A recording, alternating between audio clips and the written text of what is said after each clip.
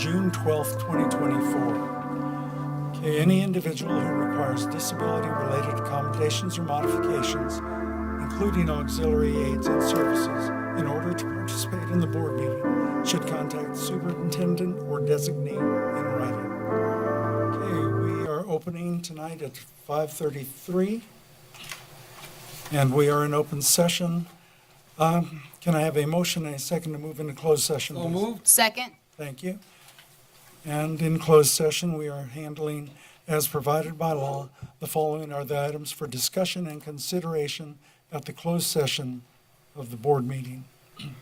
Public employee employment discipline, dismissal, release, reassignment of employees per Government Code Section 54957. Student expulsions, reinstatements, expulsion enrollments. Conference with labor negotiators, agency designated representatives, Edward D'Souza, PhD, acting superintendent, lead personnel agents, Rhonda Kramer, Roxanne Dominguez, and Armando Ortega, personnel services. Employee organizations, California School Employees Association, Chapter 203, Rialto Education Association, and Communication Workers of America. Excuse me. Pursuant to Government Code Section 54956.9 Delta and/or Delta 3, conference with legal counsel, anticipated litigation, significant exposure, number of potential claims, 1. Dr. D'Souza, do we have any closed session agenda items that, see, no comments, We don't. No comments on closed session, okay, thank you. Any person, okay, we do not. So vote by board members to move into closed session all at once, please. Aye. Aye. Thank you. Unanimous, no nays, no abstentions. We do have one board member absent at this moment. And we're moving into closed session at 5:36.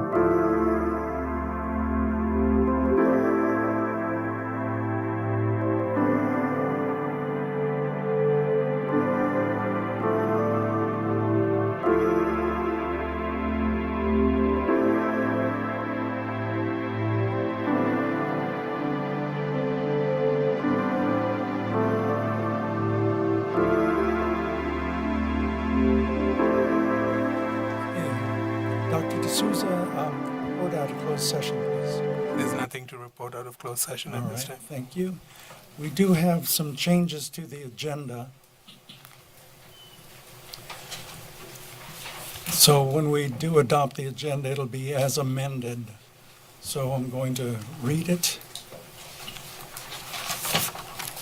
Prior to adoption of the agenda, the following board items were revised.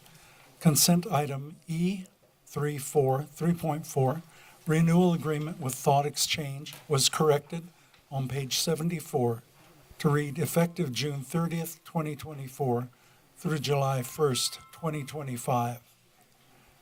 Discussion action item F20, agreement with AB 104, California Adult Education Program, CAEP, for Rialto Adult School was corrected to reflect the correct cost of $1,415,152 and not $1,415,512.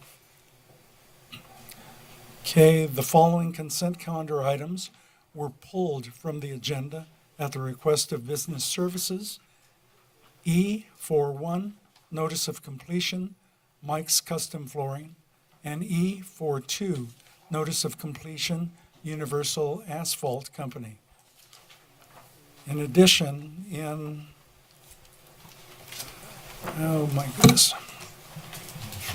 the action items,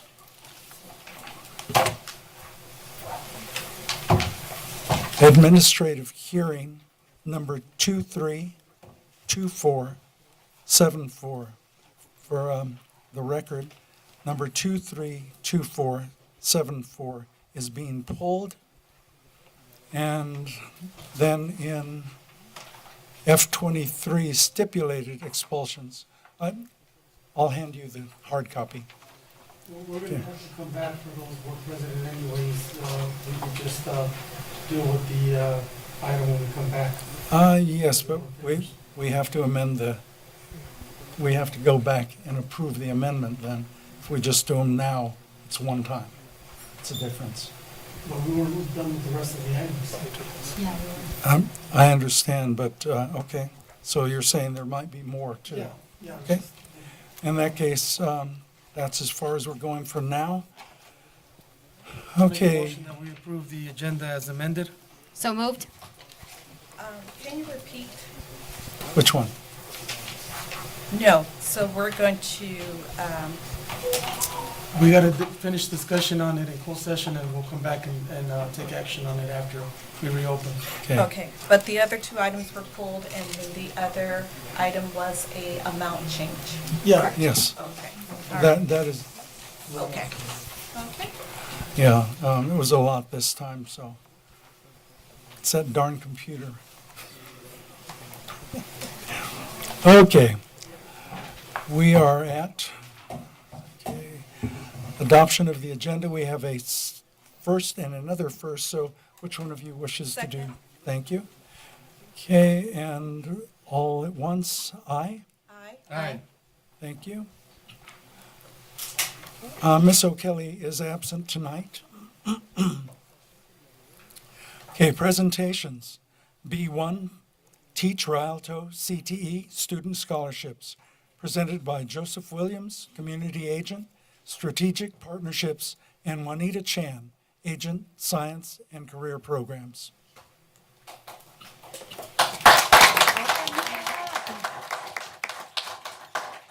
Can't wait to hear.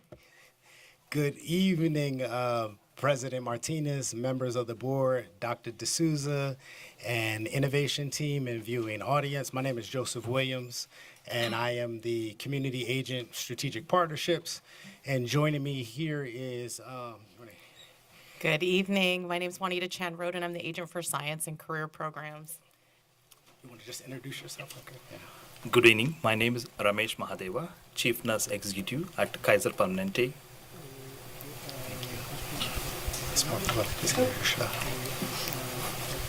Good afternoon, everyone. Martha Valencia, Community Health Manager with Kaiser Permanente for the San Bernardino County Service Area located in Fontana. Good evening, everyone. Daniel Lands, Government and Community Relations for Kaiser Permanente, San Bernardino County.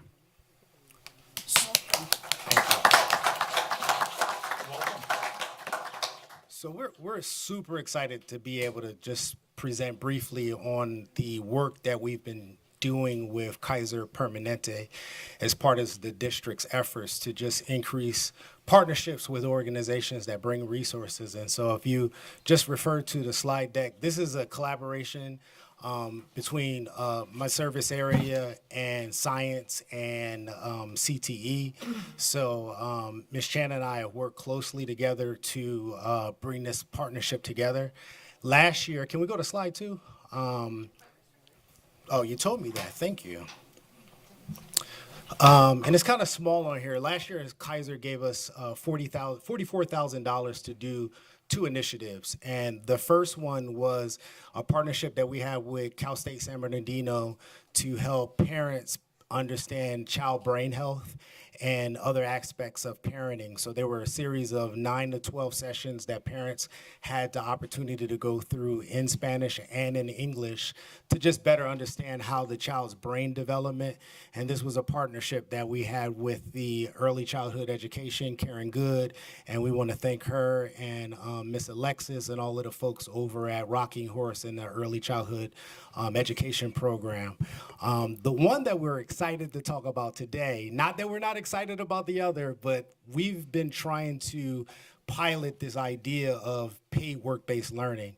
And this was $20,000 that would support the effort that Ms. Chan is going to talk about.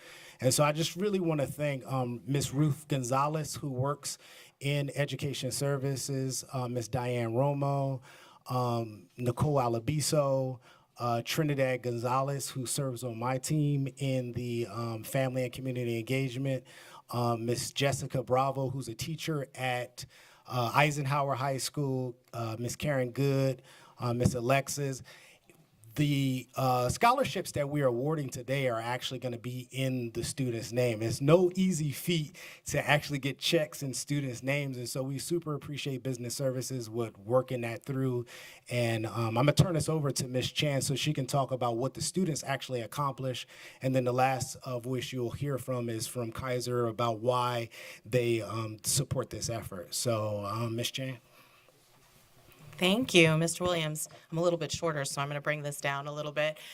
We're super excited about Teach Rialto CTE. Teach Rialto CTE, like Mr. Williams said, is a partnership that we have with Cal State San Bernardino.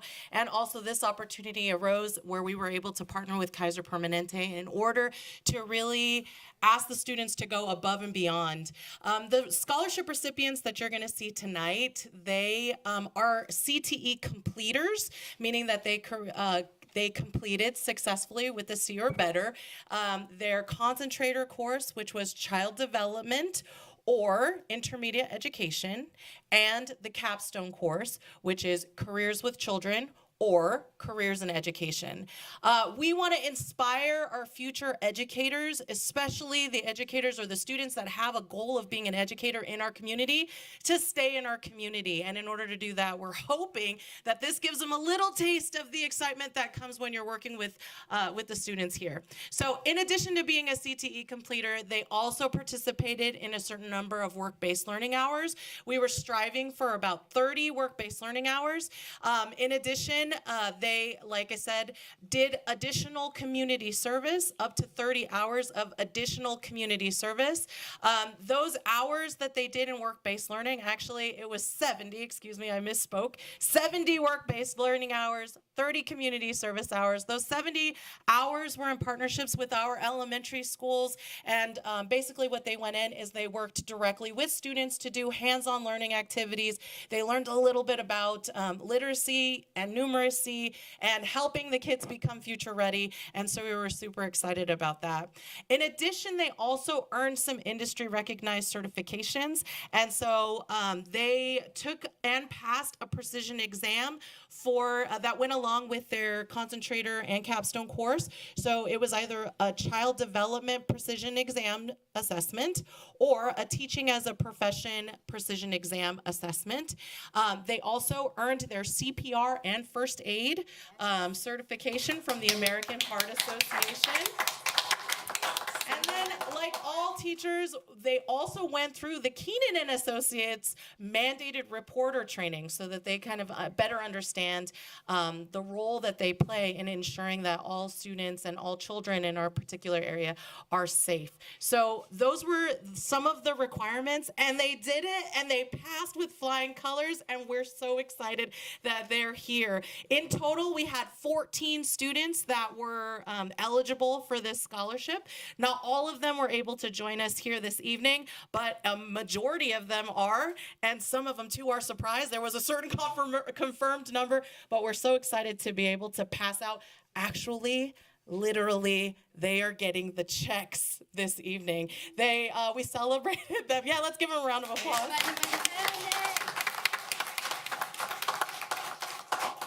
The students in this group represent both juniors and seniors. So the seniors got all of their awards and recognition in front of their peers at the senior awards night. They also had the CTE awards celebrations. The juniors will enjoy all of those things next year, but they'll get their check tonight. So without further ado, I'd like to introduce our partners at Kaiser that made this all possible. Thank you. I just want to say good evening to the Superintendent, Dr. Ed D'Souza, board members, and board members, parents, and dear students. My name is Ramesh Mahadeva, Chief Nurse Executive at Kaiser Permanente Medical Center at Ontario. Kaiser Permanente is an integrated healthcare delivery system made up of the Kaiser Foundation hospitals, Kaiser Foundation Health Plan, and the physicians at Kaiser Permanente Medical Group. We serve over 680,000 members in San Bernardino County area who are our Kaiser members. Our mission at Kaiser Permanente is to provide high quality, affordable healthcare services and to improve the health of our members and the communities we serve.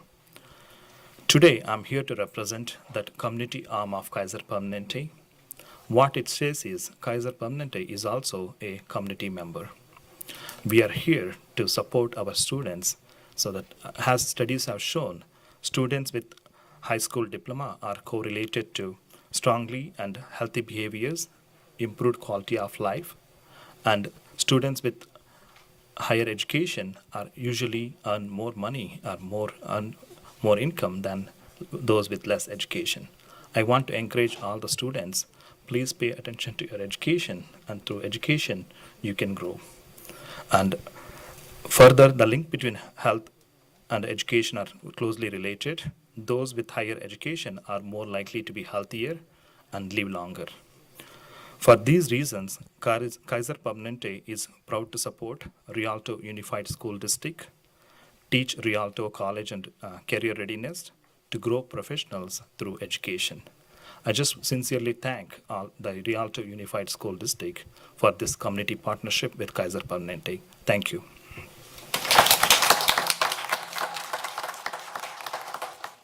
So we appreciate the opportunity to share, and we actually have, you said 12, 14? There's a total of 14, and I think we have 11 here. So we have a couple of more. So we would ask if you can actually give the checks to the students. They're $2,000 checks, and our hope is, and the bet that we're making with paid work-based learning is that we believe that students who earn a stipend in their work-based learning will have better outcomes than students. So any student that's in a pathway that is a senior, our hope long-term is to be able to offer paid work-based learning opportunities and a minimum of 100 hours of experience for students. And they should be able to see the taxes that come out of the check. That increases your financial literacy. And there's a whole range of different benefits from, having a paid experience. And so we super appreciate the opportunity to share and like the opportunity to just get a quick photo. Absolutely. Each, if my math is correct. So 3 times 4, 12, right? We need to just kind of figure out who's here. I have some. So why don't we have the column? They're going to call the names. I would like to thank Kaiser and hopefully we can work together on our healthcare and nursing pathway Absolutely. with that partnership. So I do want to add another thing that Ms. Chan and Mr. Williams worked on is that these people can come back to our district and work with our preschool and then maybe go on to our elementary schools and become a regular teacher in Rialto Unified. So that pathway is there. And one question, I can hear everyone thinking at home, how do I get involved in this? So where will that information be? Oh, excellent. So let me just say it by the microphone. So we would encourage every high school student to be a participant in our career technical education program. In order to do that, it's really easy. Parents, all they have to do is they request the career technical education classes when they're doing their regular course requests. It is a series of 2 classes in order to be a CTE completer. So know that you're not just signing up for the one and done kind of class. And in addition to that, there is a full list of our CTE offerings. On the district website, we have a sub-page that's called College and Career, and so they can find which programs are available at which of our high schools, and we have programs available at all 3 comprehensive high schools, and we also have programs available at Myler, our continuation school as well. So it's open for every single student in Rialto to take advantage of.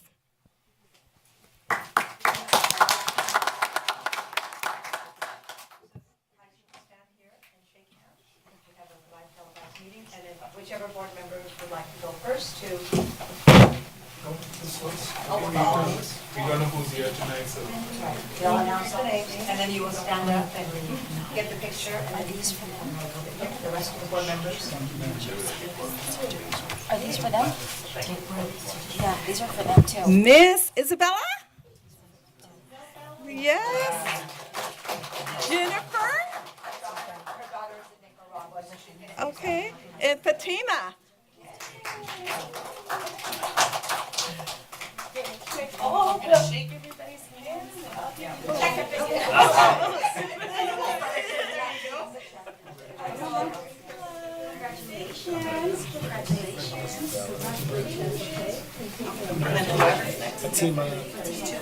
Fatima, what last name? Oh, I have it right here for Tim. These are the 3 that I have. Here, and I don't think the other for you, but you can Okay. list everybody. We'll make sure we get it. Well, the next 3 that I have are Eisenhower students. And I would be very irresponsible to say that I have Miss O'Kelly here with me right now. Not say that. So in spirit. So she is here with us in spirit because this is Eisenhower and then she bleeds green. So the first one is going to be for Fatima Urena. She's not here? Okay. All right. Lily Wendent.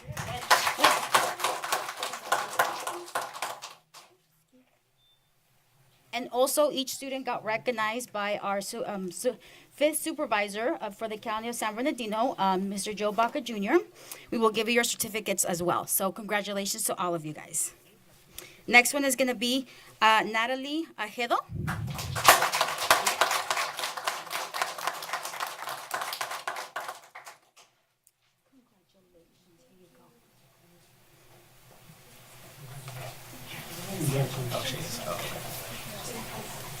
Stand up there, students, please. You have to. Regina, I don't think is here. Luna's here. And then Mariana, I think is here.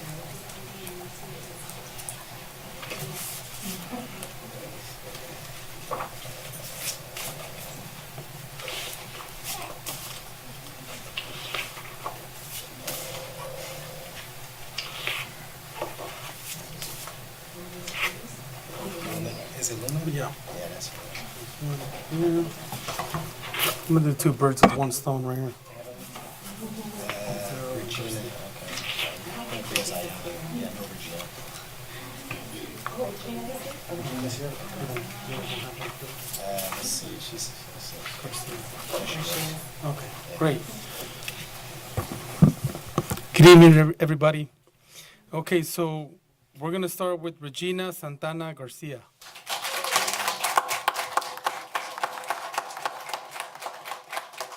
Congratulations.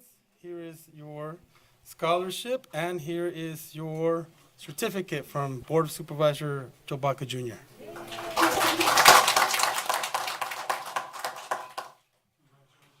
Next, we go with Ayana S. Quintero. Congratulations. Here is your check, and here is your certificate. You're welcome.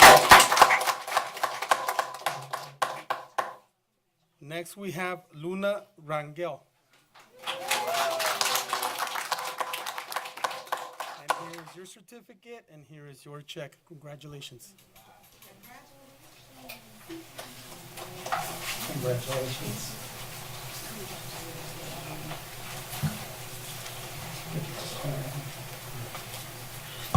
We're going to start with Amber Garola.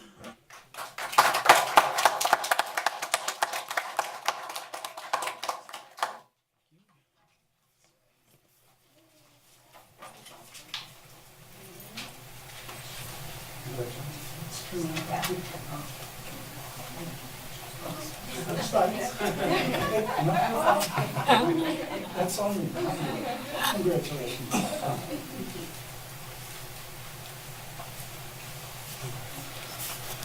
We continue with Lizette Mendez.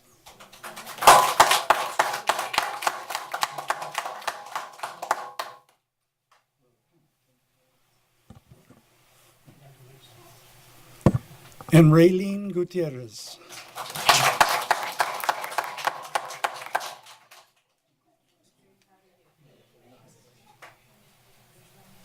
We also have some parents in the west wing that wanted to see if we could get a quick close-up of all the students. Students get a little closer. Our board members. Wait, they're not done yet. The names, the two he has. So I have Dulce Cisneros.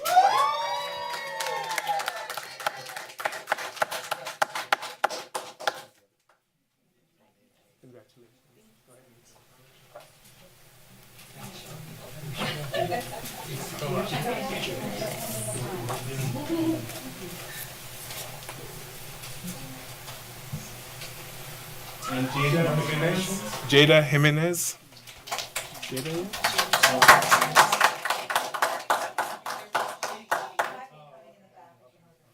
And I do have a small pin of memento from Rialto's own bridge to our three Kaiser founders who presented the checks. If you can come forward and get your district pins, please. Very nice.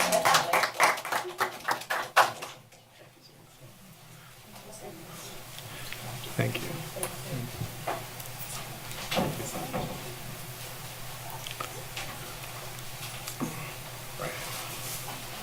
So if we can have a group picture now, close up, maybe we can make two lines. The adults towards the back, the students in the front. Move up a little bit. Take a quick direction, so Here you go. Here. Ms. Ortiz is going to, parents, keep taking all the pictures you want. It's okay, while we're getting, Representative Kaiser. Ms. Joffrey, we need to give Ms. Ortiz a stand or a letter one of these days. Yes. You're absolutely right, Ms. Montes. Ms. Chan, get in there. Mr. Williams, also get in there, please. Both of you. And then if you get a little bit closer, and remember, you can't see her legs, she can't see you. Students, you look wonderful. Please smile.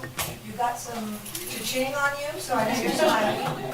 Big smile, students. There you go. Everyone, 1, 2, 3. One more, hold, 1, 2, 3. Thank you.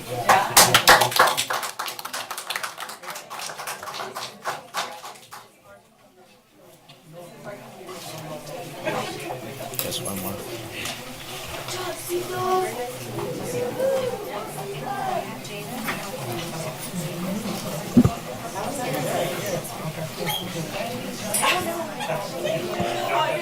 Wanted to thank Ms. Chan Rodin and Joseph Williams.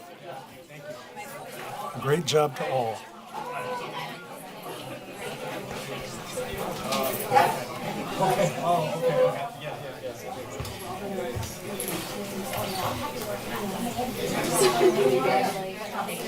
You know what?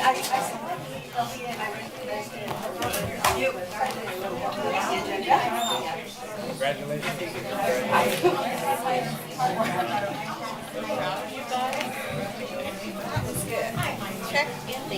That is awesome. Yes, in their name. So you know how hard that is to put a check in the student's name? Really? Hard to put one in mine. Take a lot of hours. Don't walk us straight out.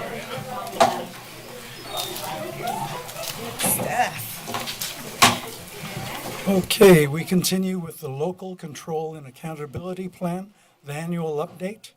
And Mr. Hodgson, Dr. Hodgson, Academic Agent, Special Programs, pressure's on.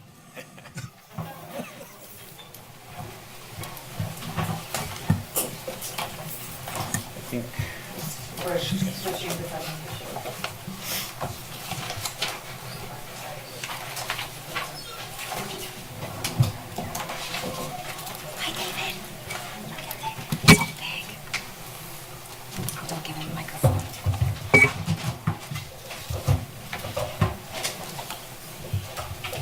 Hi, David. Hi, David.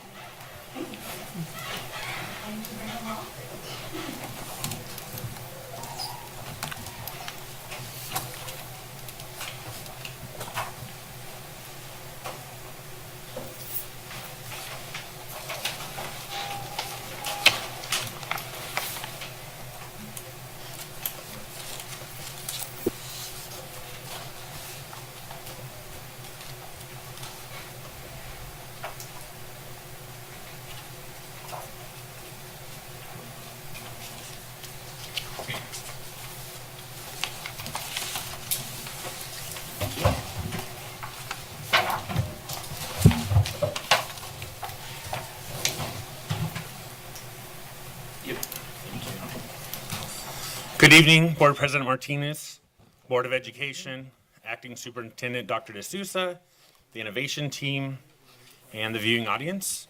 My name is Kevin Hodgson. I'm the Academic Agent over Special Programs. I'm here tonight to talk a little bit about our LCAP, the plan being to kind of talk about the process that we've gone through this year, highlight some of the changes, highlight some of the actions that we're doing, and then talk about ways to provide additional feedback over the next about 10 days or so. I always start with this slide in every presentation that we do. It just kind of reminds us all what the LCAP actually is. Talking about the way the policy changed in 2013, where it basically gave local districts and their communities more of a chance to make decisions on how they spend their money. And so since then, we've gone through several cycles of creating an LCAP, and then each year you revise it. This is an interesting year in that we're in year one of the new cycle. So it doesn't mean you start from scratch or anything like that, but it is, you look at your outcomes, and now we're looking 3 years out again. Also, before I go too far, just want to thank, we had a great planning team that worked with us. Business services has been great, and we continue to work daily with that. And Ms. Paulina Villalobos has helped a lot with the writing. So want to say that before I go too far. So I put the parts of the combined plan, and this is more for you guys, the board. This has all been posted to the website, but it's kind of in 3 sections this year. Typically, in a given year, it's like one basic section, but this year, there's the LCFF budget overview for parents, there's the annual update, and then the actual LCAP. I expect next year it to go back to kind of normal where it's all included as one piece, but just so you know, it does look a little bit different this year. And that's one of the first differences that you may have noticed as you look through it.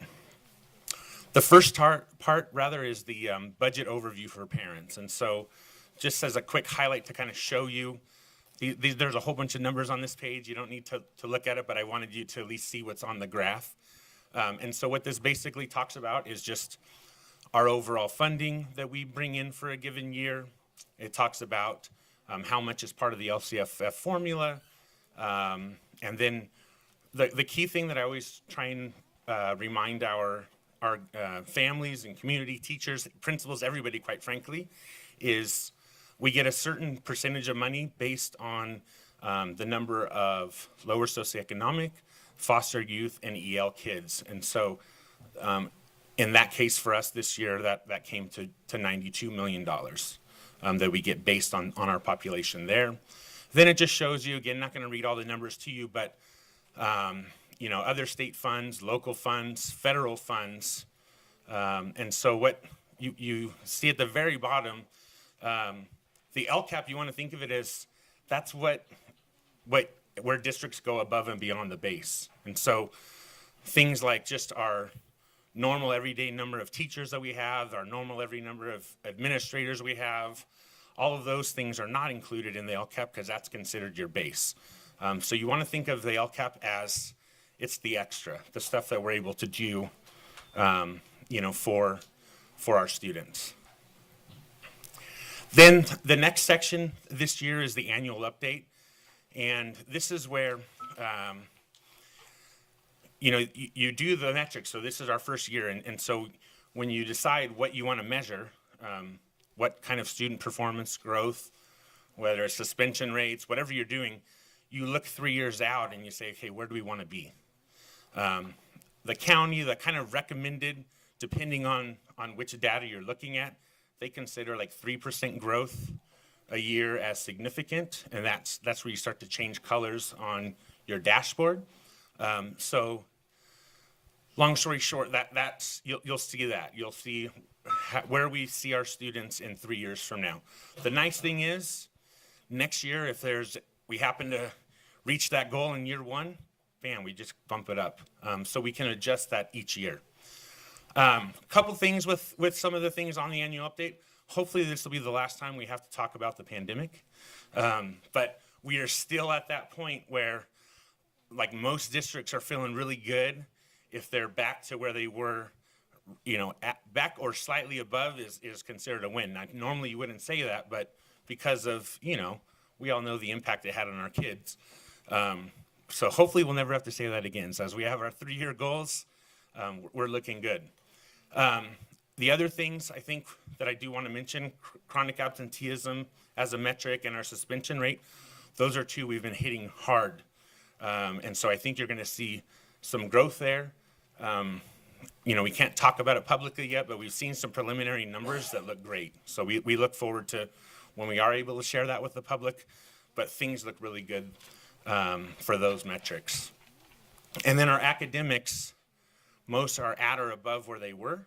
And so, again, that's where I think you're going to see when we can announce and when we get the final scores from the state, we're going to be really, really happy there as well. And so I say that because, you know, I think what it shows is a lot of the things that we've been doing as a district are making an impact. I wish I could just share those numbers with you right now, but we're not allowed to. So then it talks about the material differences. And so all that is basically, as part of the report, we show, okay, if we planned on spending $200,000 for something and we only ended up spending $100,000 for it, why did that happen?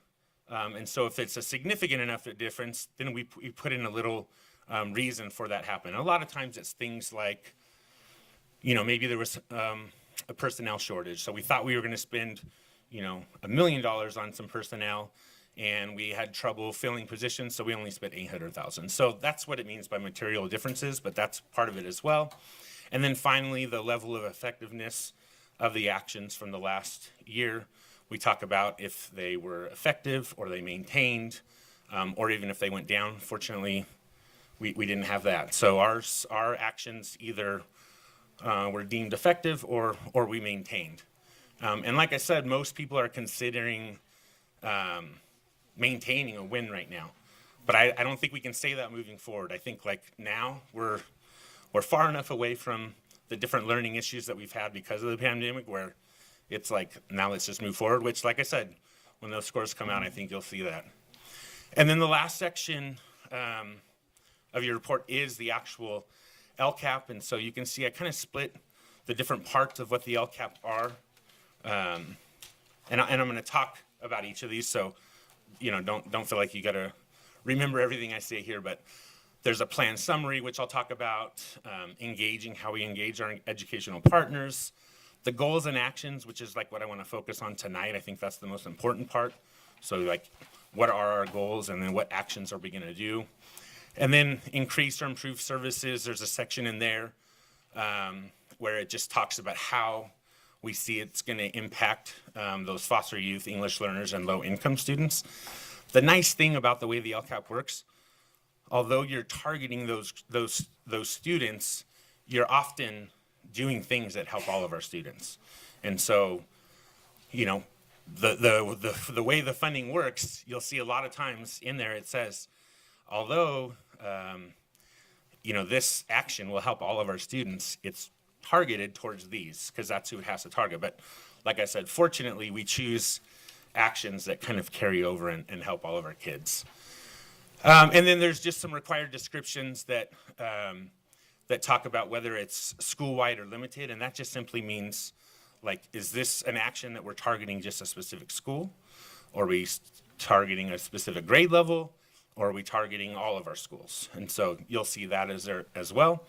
And then the very last part is the action tables and instructions. That's the part that business helps me with a lot, as far as once we put the actions in, then they go kind of fill through how much those actions are going to cost, and we do the budgeting for it. And then it says instructions. They require us to put the instructions in there. So the very end is literally like the instructions they give me. Okay, so the plan summary, that, like I said, that's the beginning part of the actual LCAP. There's some requirements this year that are new, and so it looks a little bit different because, you know, there's some things that they're asking us to now require. And examples are any schools that scored something in the lowest level. We're going to have to now keep track of that. So on the dashboard, there's different colors, we call them.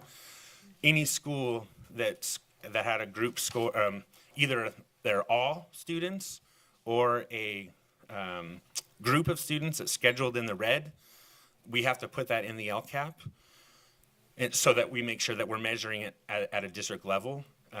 You'll see that, I believe next time we're scheduled to give you our school plans. Same kind of thing, it carries over. They're trying to link our school plans with the LCAP. And so that's a new requirement this year. So you'll see that. Obviously, we talk about, you'll see like our local data. I know Paulina will be talking about a lot of that next week at the local, or at the next meeting at our local integrator. So you'll see a lot of that data. And then you'll see a section which I'll thank Pauline on this one as well, since she wrote a significant portion of it. We got kudos from the county. They thought our technical assistance section was really, really good. They've used it as you know, to show some other districts as well, which I thought was pretty cool. And that's the part that talks about where we're a differentiated assistant district. So certain subgroups, that same kind of thing we're talking about. As a district scored in red, we now are, you know, have a plan that we've started to implement, and then this summer we'll, you know, at different meetings we'll further the plan for next year. And then that also goes with our CSI schools. We have 3 schools that are in CSI, and so you have to make that statement, then also put what you're doing about those schools. And so we were pretty thorough in there, to be honest with you, as far as what we put, and they were happy with that. The next section goes about our engaging educational partners. And as I've mentioned probably last year at this time, when I was very nervous, and tonight I'm only, you know, a little less nervous. But this is one of those things where I feel like we made some gains this year. It's one of those things I'm trying, you know, and I think like anything, you make some gains, you maybe have missteps, and you learn. So like already in the last couple of days, I'm like thinking about some things and getting some feedback from people on how to make it better even for next year. But that was one of the things when I was hired here was, hey, you know, at our LCAP community meetings, oftentimes we have, you know, 0 to 7 people. And I feel much better. We had many meetings this year where it was 30 and 40. We had a couple that got up to even 50 and 60, and then one of our culminating ones probably had, gosh, 80 or 100. So I do feel like we've made some strides there. But like I said, I'm always open for feedback and have already been talking with people on how to improve that next year. So on this, you can see, not that I necessarily read it to everybody, but we had 6 planning team meetings. We had our LCAP community meetings. We tried one kind of late where we did a north and a south, where I think now next year I'll do that earlier in the process, so we can hit different parts of the district. That's one of those learning pieces that I had. We had various parent and community groups that, I would go to sometimes and talk about it. Some of my colleagues would go and talk about it. And so we tried to hit as many of those meetings as possible. Had a great relationship with Mr. Brinker and Mr. Cordasco with the unions. They both came to many of our planning meetings, helped me get the word out as far as, getting our survey out there and so forth. So, I appreciate the help that they gave me several times throughout the year. So that was great. We met with our principals a couple of times. We have 2 required meetings with the San Bernardino SELPA. So we just concluded our 2nd meeting last week. And then, as I mentioned earlier, our differentiated assistance team. And then I'll talk a little bit about the end. I didn't put a bunch of it in our presentation on the equity multiplier, but I'll talk a little bit about it. So it's, we have some understanding. It's an interesting new piece to the LCAP, but it's different in that it's only feedback from those schools that are not just required, like mandated. So we can't really talk about it at our big meetings. I let them know what it was at our community meetings, but it's really destined to the 2 schools targeted. So I'll give you guys a little indication of what that is towards the end. And then some of the feedback that we got from, like I said, in different meetings, surveys, some of kind of what I would say were our successes. A lot of people, and when I say educational partners, I want to stress, I don't just mean our parents and community, although they're obviously a significant part of it, but it's everyone. It's our teachers, our students, administrators, our board. It's anybody and everyone. So we had they were very happy with our reading specialists and our instructional strategists, those positions. As I mentioned, a lot of positive trends in some of our local data, so like our iReady data, but then also like once we're allowed to see it, it's looking good from the state as well. Community outreach is always one of those. So often when people come from the community, they're here, they're like, hey, yeah, you guys are doing a great job. We're here, So to me, that's always one where I love that feedback and feel like it's positive, but I also think to myself, but if you're not here, then that means you didn't even know about this meeting. And so, we got some positives as far as like our large scale events, things like that. But to me, it's always a matter of, getting more and more people involved in the process. People like the promotion of literacy, math, STEM. People did notice that there was increased participation in the LCAP this year. So that was those were some of the successes that came back. Identified needs, so student safety and discipline, that comes up in a lot of our meetings. And as I mentioned earlier, that's something that we actually can't put in the LCAP from the standpoint of that's considered our base practices. Like our students need to be safe regardless. And when I say we can't put that in, I'm talking like we can't say, hey, we're going to hire a whole bunch of security guards. What we can do, and we'll talk about it, is things that can help the process along with like mental health, things like that. But one of the nice things that I found is at these meetings, even if it's something that, hey, it's probably not going to end up in the LCAP because it's not the right place, but it's a chance to hear their voice and then pass that on. I mean, there was numerous times with Chief, there's some times with Mr. Perez and the ELOP. Like I got feedback on some things, and so it's like, I'm always transparent with the people. I'd be like, okay, that's not something that's going to go here, but I have someone that can help you and get back to you.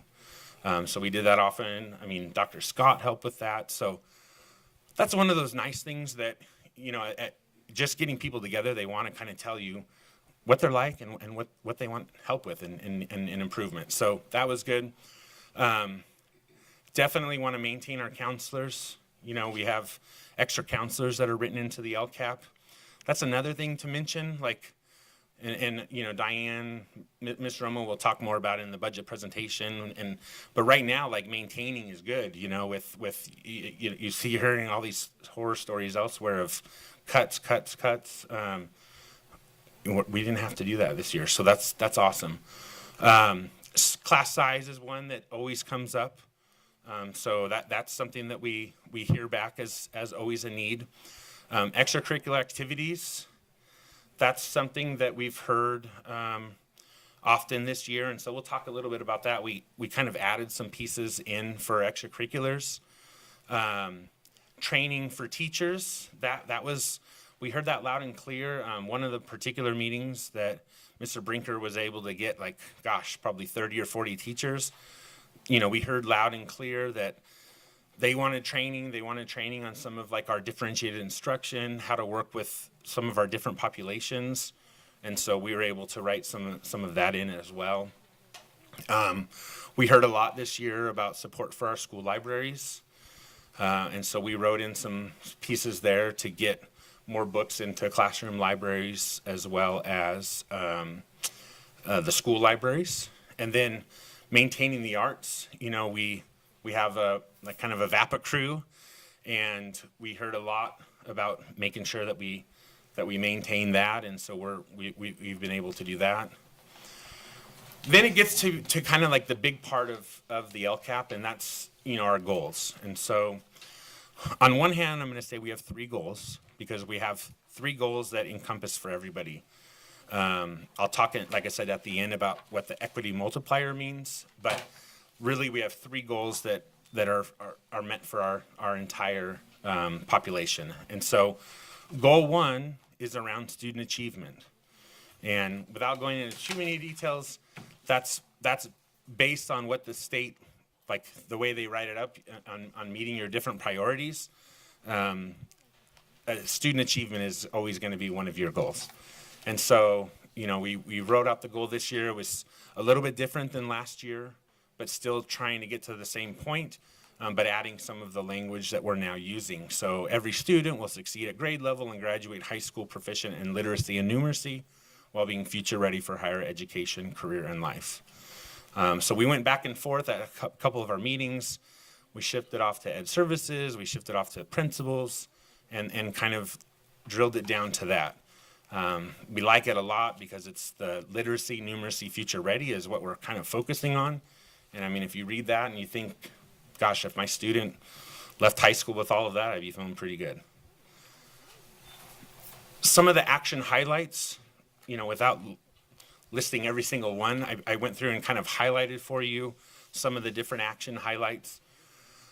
Definitely going to be continuing with our literacy and math intervention, our strategists, coaches, specialists, our music and arts enrichment, definitely going to continue with that.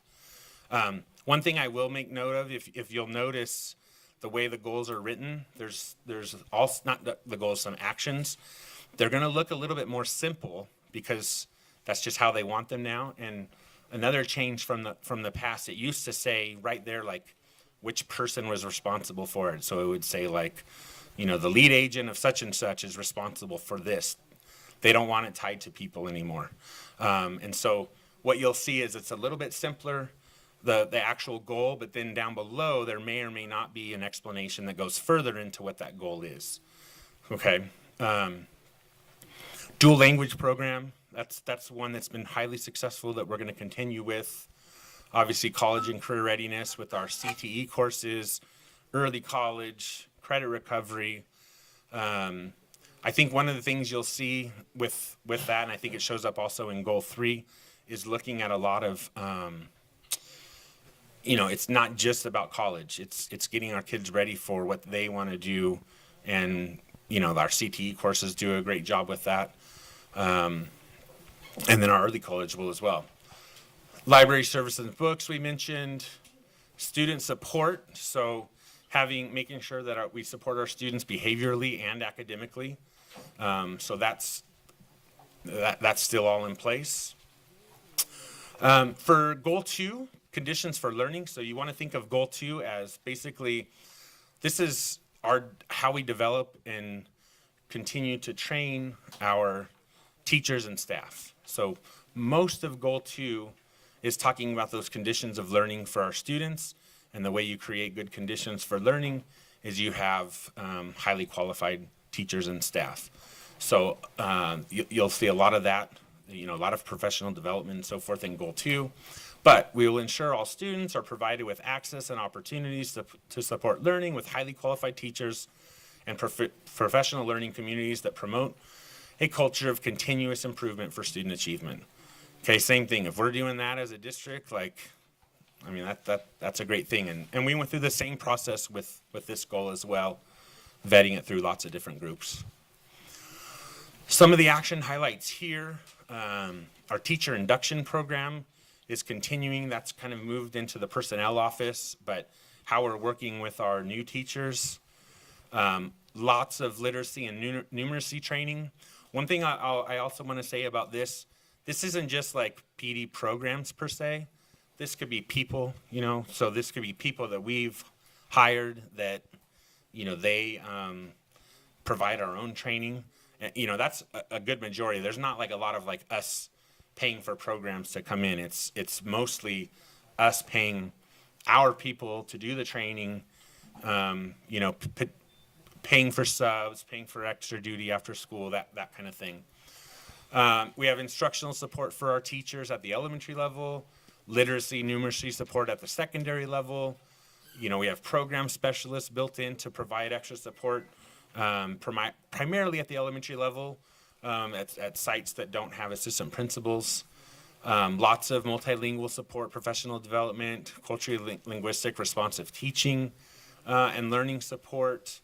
Advanced placement teacher support. So we pay for our AP teachers to go to training in the summer. We're setting up kind of like AP PLCs that they'll do during the school year. One thing that makes it tough sometimes to be an AP teacher is you might be the only AP, physics teacher at your school. So you don't have someone next door to collaborate with. So we're trying to find ways to get those teachers together. STEM support, social emotional learning support, special services support with our, there's a new alternative curriculum I know Dr. Scott presented on not too long ago, and differentiated instruction to, like I said, help all of our student populations that may learn differently. And then our final goal is engagement. And we often talk about engagement as maybe being the most important goal, because this is how you engage your students. This is how you engage your families. And quite frankly, if your students and families are not engaged, it's hard to take advantage of those programs that are in goal 1 and goal 2. And so we really feel that this is critical. You can see it's very simple, but like I keep saying, if we do this, then we're golden. So we will create a positive, safe, and engaging learning environment that is student and family centered. Okay, very simple, very straight to the point. Some of the action highlights that you'll see here. This is like our extracurricular activities before, during, and after the school day. So different ways that we engage our students before school, after school, whether it's, things like esports, whether it's things like after school sports, whether it's providing art classes after school, anything to help our students, feel a part of the school. We've added this year, because one of the things that we were getting back from feedback was our elementary groups. And so we've put some money, and Mr. Perez has been doing some ELOP funds as well, but to try and make sure that we're not just targeting our middle and high school on that one, that we're going to be targeting our elementary schools as well. So we got a lot of feedback on that. Our Family Engagement Center, Mr. Williams is here, overseeing that process. That continues to grow. With that, the support that we provide for our parent groups and committees, sending some of our families to different conferences, trainings, and so forth. So that's going to continue. Our college and career centers at our secondary schools, our mental health and SEL services, still definitely very important. And so we have, we want to make sure that we're supporting our students, our families, and our teachers on that. We're definitely continuing. We've had a lot of success with our wellness centers, and so we're continuing with those. We've had a lot of success with our registration center. Those first steps when we get new families, the whole process that we go through to welcome them and get them into the district. Communication obviously is critical, and so we're now making it even more simple for everybody. Parent Squares Purchase Remind, is that correct? I believe Parent Squares Purchase Remind, so that's going to make it even easier for us. It's all one product. Obviously our website as well. Multilingual interpretation, we see that here tonight, so we're definitely going to continue with that for our families. Our Tier 1 and Tier 2 behavioral support for our students is critical. And so, we have programs on how we work with our students that have some type of behavior issues. It's not a matter of just punish them and send them off. It's, hey, how are we going to work with these students that have maybe made some mistakes and so forth? So we're going to continue with that. Support with our foster youth and unhoused students. That's something that we will definitely continue. Our chronically absent students, like I mentioned earlier, that's been one of those things we've been trying to work on. As a district, we're not alone in that, but Dr. Camacho this year has led some home visits and created like home visit teams along with our sites to kind of help with our chronically absent students. So we have that going. And let's see. So that will, when you get through that part, you're basically done through the LCAP. After that, like I mentioned, and it's not stuff I put here for us on this presentation, but that's where you then start to see the tables on the costs and so forth. I do want to just make mention, and it's I don't want to confuse people, but there's a thing now called the equity multiplier. And so what the equity multiplier is, if you're a school that has what they call a non-stability rate over 25% and I wrote the notes on this one, a socioeconomic disadvantage over 70%, that doesn't mean the free and reduced lunch that we normally think of. So the socioeconomic disadvantage, it could be if you are on free and reduced lunch, then yes, you qualify as that. But if neither of your parents had a high school diploma, you would qualify as that.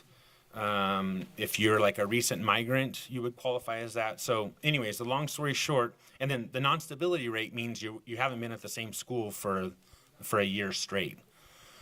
And so any schools that match those, they get extra funding.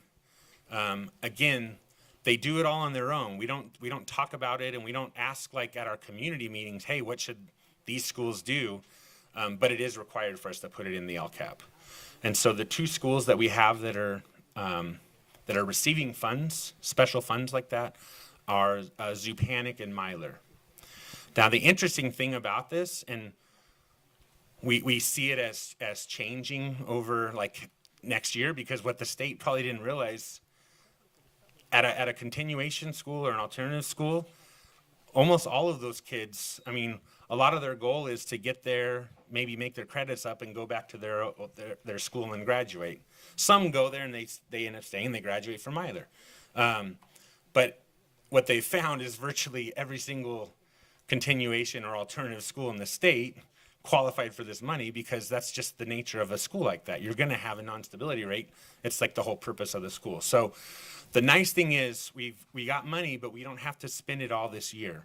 And so what the county, and we've talked a little bit with finance, is we can spread it out over a few years, because there is the fear that they give you all this money right now, And okay, sure, under these same guidelines, you could kind of count on those two schools being it again, and you're going to get all this money again.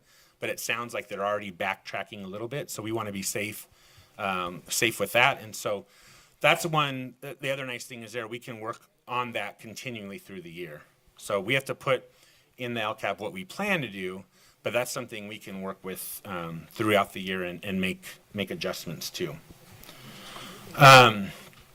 I'll end, and obviously I'll take questions, but just to go through our timeline as far as where we're at right now. So the board, you guys received this on Sunday. We are here on June 12th. The next about 10 days, we do revisions. You'll get a copy of it next Friday, and then at the next board meeting, we adopt it. We don't approve it yet. We just adopt it. And then it goes, the next day I post it to the website. We upload it to the county. And then July and August, it just kind of depends. They may come back and ask for some revisions. They may just say, hey, it's great. And then if there are changes, we have to bring it to you again. If there's significant changes, we would bring it to you again. If there's not, you don't technically have to, but we at least report to you that, hey, it was approved.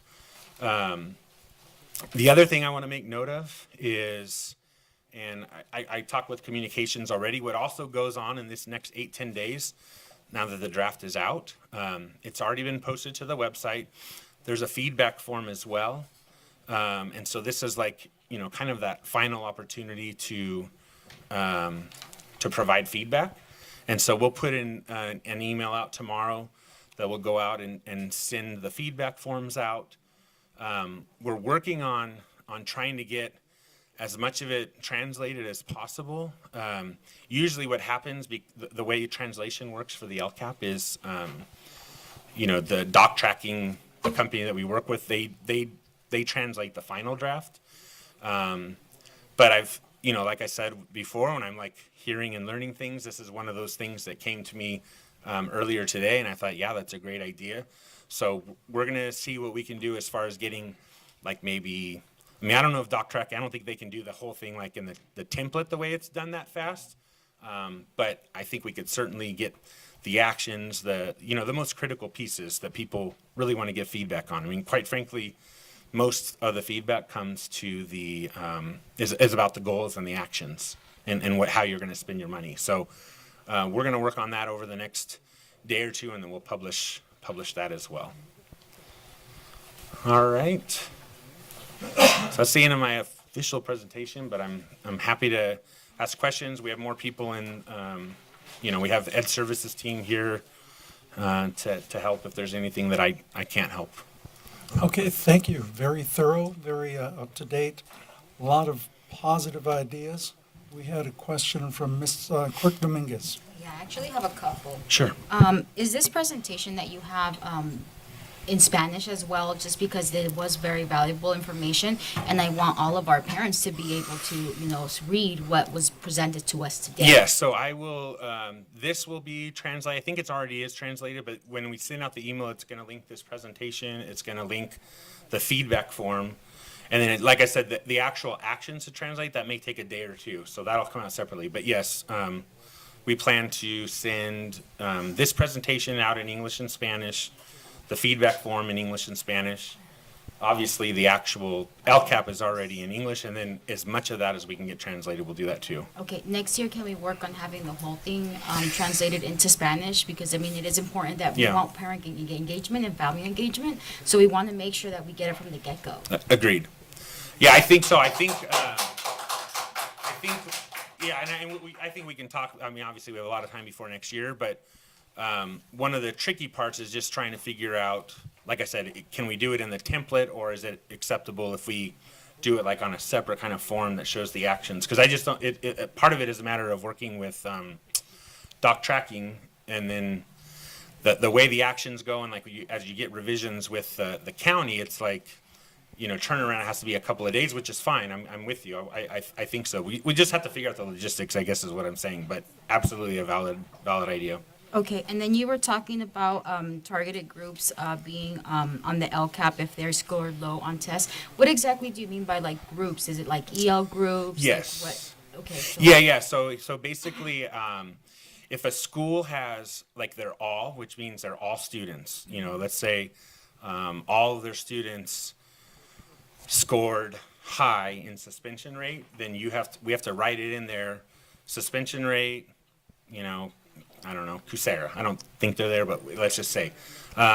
If it's a particular student group that scored, let's say they didn't score well on the English portion, they scored in the red, then it will say the school's name, lower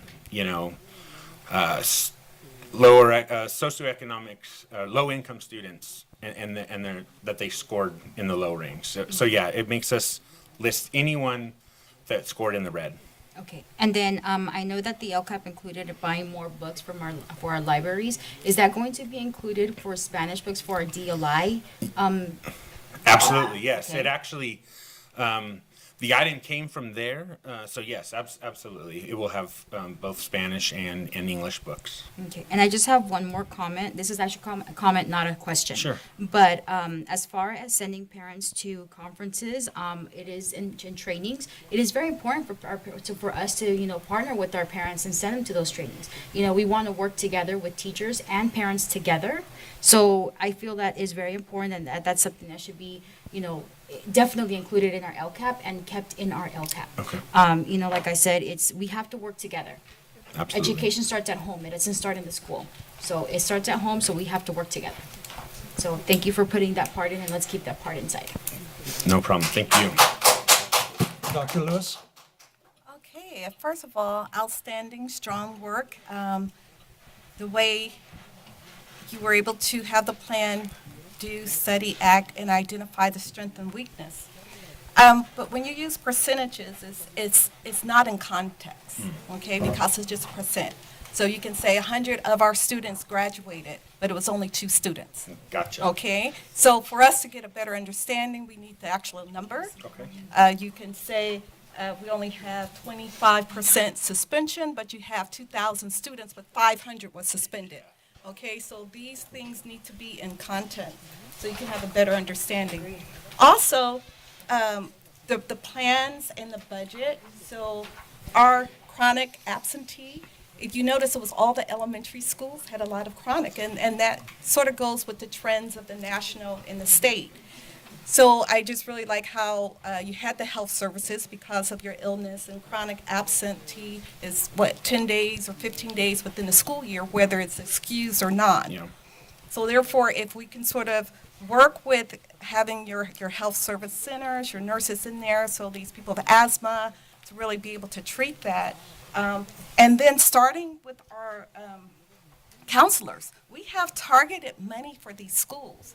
So I was just speaking, I'm glad we're having the budget, but sometimes when we're approving things, we need to know, like, this is with the LCAP, this is earmarked for LCAP, this is earmarked for math, so counselors should be in the middle schools. It should be, you have these special schools as extra money, and it's earmarked for that. We are not really spending all of the money that's earmarked. Frisbee have a lot of money. The VAPA, like, that really shouldn't have never gone because it was money earmarked for that particular program that shows to work and STEM. So with these schools, Manhood Project, starting that in middle school, Curls the Crown, a lot of these programs, when we see it across, we really want to look at an agenda like, this is part of LCAP, this is answering this question, these are in this categories, math enrichments and things like that. It's just really, I think it was really strong. I noticed that we went up on our percentages across the board. Yes. That's great. But then we stepped back on suspension. Like, we want to approve by 0.2 and 0.1, not even 1%. So it's really speaking to, are we committed to improving? And then you already have the tools. I'm sure all your teachers, your staff, your parents are saying, then this school needs more counselor, this school needs more this school needs that, to cut down on that rate. And this money is not with the general funds, it's earmarked for that. Yeah. So we really need to not leave money on the table when we have these schools that are in dire need. And then I was just saying, when we're looking for like our math enrichment academy, you know, we should not say if these schools are on this particular list, they need extra services, or those teachers need extra services or extra hours. It's part of this fund.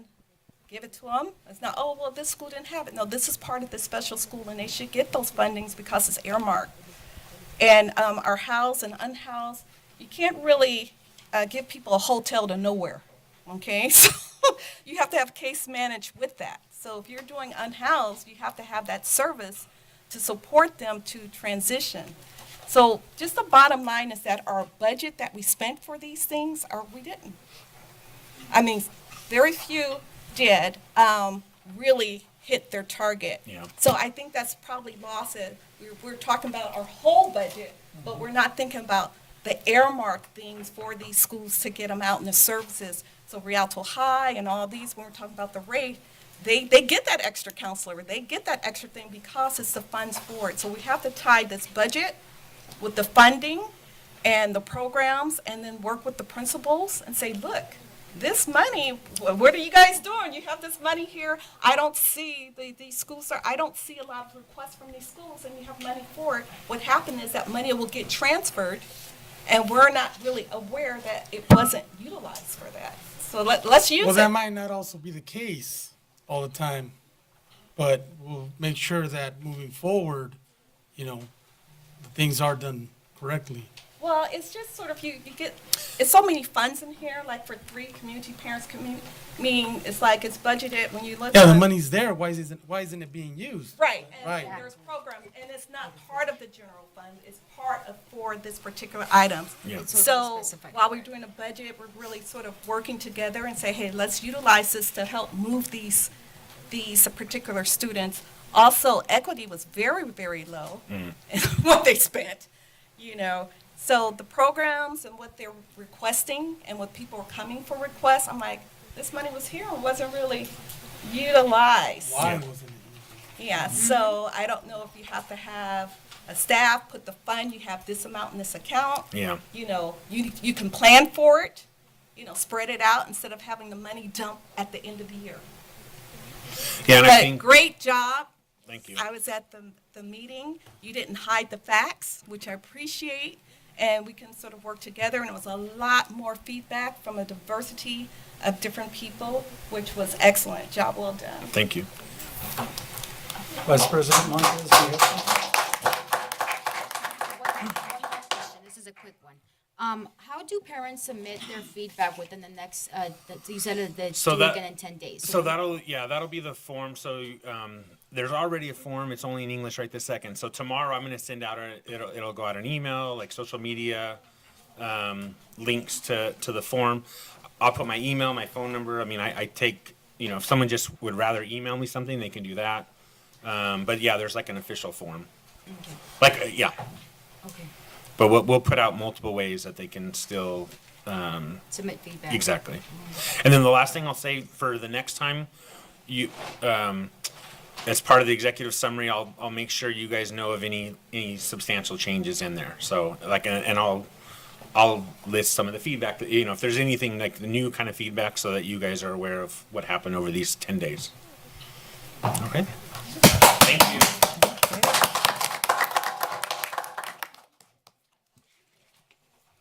Okay, B3, proposed budget for fiscal year 2024, 2025. While they're getting that up and ready, I wanted to mention something from California School Board Association. That if students are absent for 2 days a month, that's equivalent to 1 month of learning loss throughout the year. So it's like, just that simple to miss. As a parent or a guardian, make sure the students get there, make sure they get the work. Some are more motivated than others, students, and we'll get there.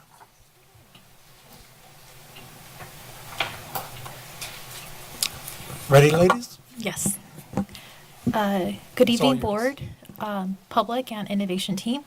My name is Diane Romo, Lead Business Services Agent, and I have with me Ms. Nicole Albiso from Fiscal Services, and tonight we're going to give you an update on the budget.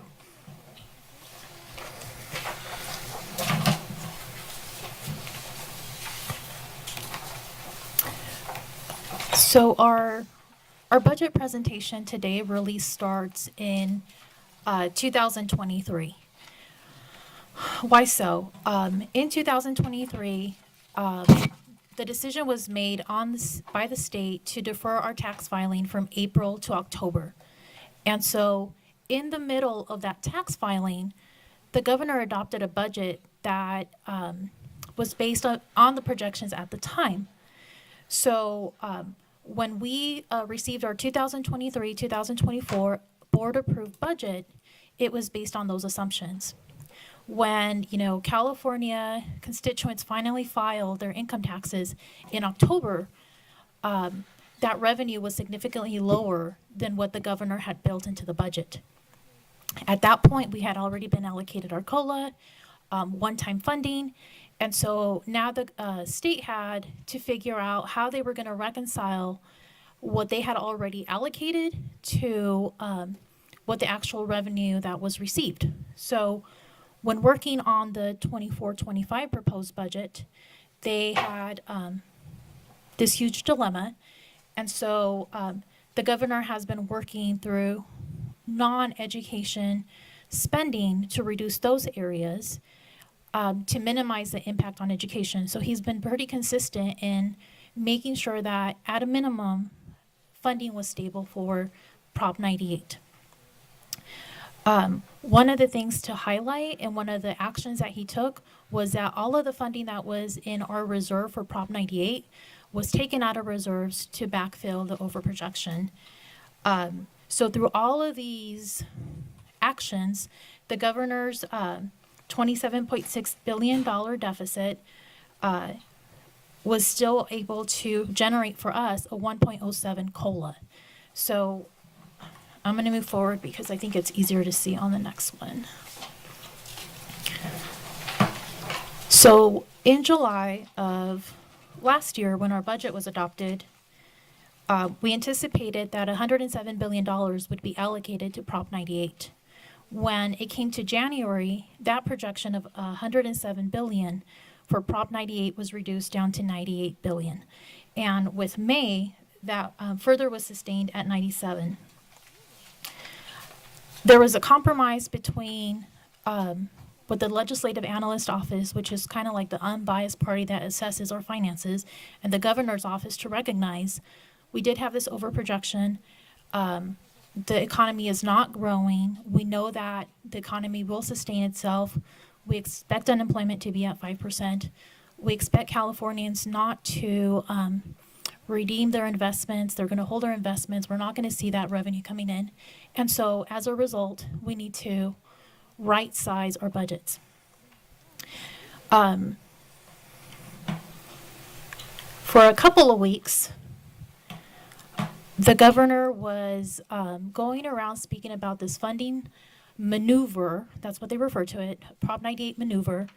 And so what he wanted to do was he wanted to exclude from the calculation of Prop 98 $8.8 billion that he over appropriated in 22-23. Why does this matter to us? Because Prop 98 funding builds upon the prior year. So if what he proposed was to exclude this $8.8 billion from our calculation, that means that over the next 3 years, we would have been missing about $20 billion in education.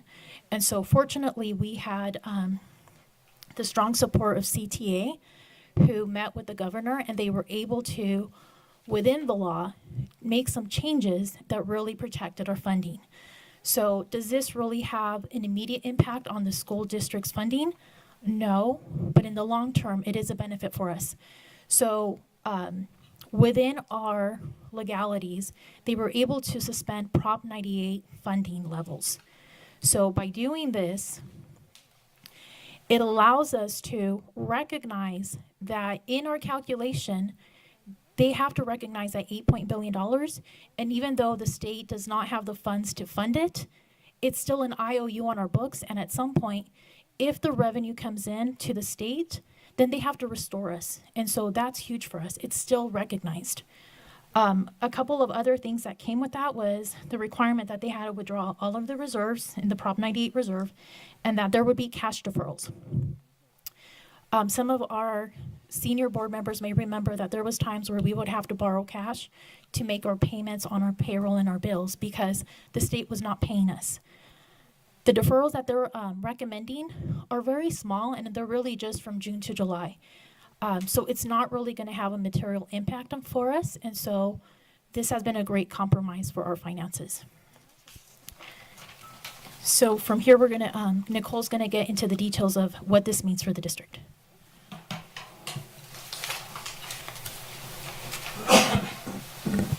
Good evening, Board. I'm Nicole Albiso. I'm the lead fiscal services agent, and I'm going to take us through the rest of this presentation. So here we have our comparison of our 23-24 and 24-25 reported and funded ADA. As you can see, we are losing 320 ADA from last year to our our new budget year. This also holds true for our funded ADA, indicated by our loss of 760. Due to the loss in ADA, we lost a total of 10.9 million in revenue. This is offset by the fact that we were given a 1.07 COLA. However, this still brings our overall revenue loss to 7.2 million.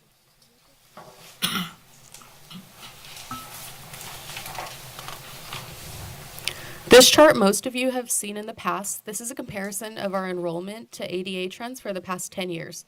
As you can see, we have steadily declined enrollment year after year. It is important to note that despite our declining enrollment, the district has not changed our overall staffing level or our spending practices over the past few years. One positive note on this slide, though, is that our ADA percentage, and that is the amount of students who are regularly attending class, has actually increased post-COVID. So we haven't hit our pre-COVID levels, but it is growth, and that's a really big deal for us.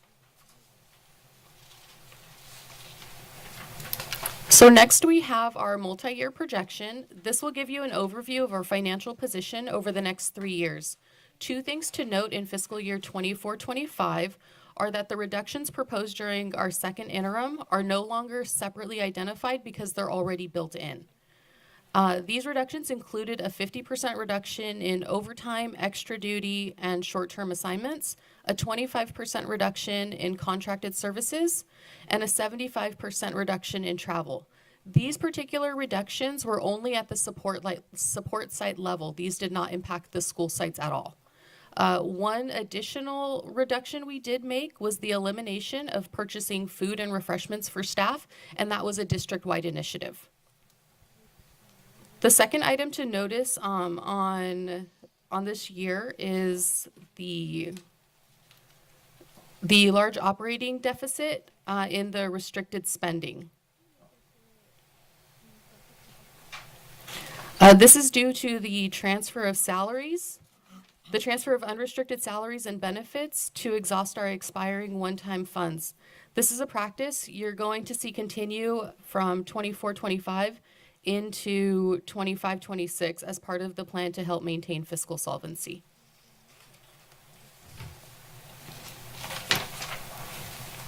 As mentioned in the previous slide, you'll see the large operating deficit again in restricted funds during the 25-26 year. You'll also see the proposed budget cuts initially brought to your attention during second interim separately identified once again. This amount has remained constant despite the district receiving a 1.07 COLA, and factors that have contributed to this are the declining ADA, the rise in health and welfare cost, the maintenance of current staffing levels, the expectation for the maintenance of our facilities, and additional supports that we offer beyond the classroom. In 26-27, we currently have no more additional one-time funds that we can use to offset unrestricted salaries. Because of this, you'll now see a large operating deficit manifest in the unrestricted column, despite a projection of 27 million in cuts. And then you'll also see the restricted funding return to its normal spending level. So one final thing to note on this slide is, as a district, we are required to maintain a 3% reserve at all time for our projected budget and then 2 years out. So you'll notice in 26-27, our ending fund balance is $15 million. And our 3% required reserve listed right below that is $14.7 million. So even with the cuts, we're barely scraping by to make sure that we meet the reserve in order to propose a balanced budget.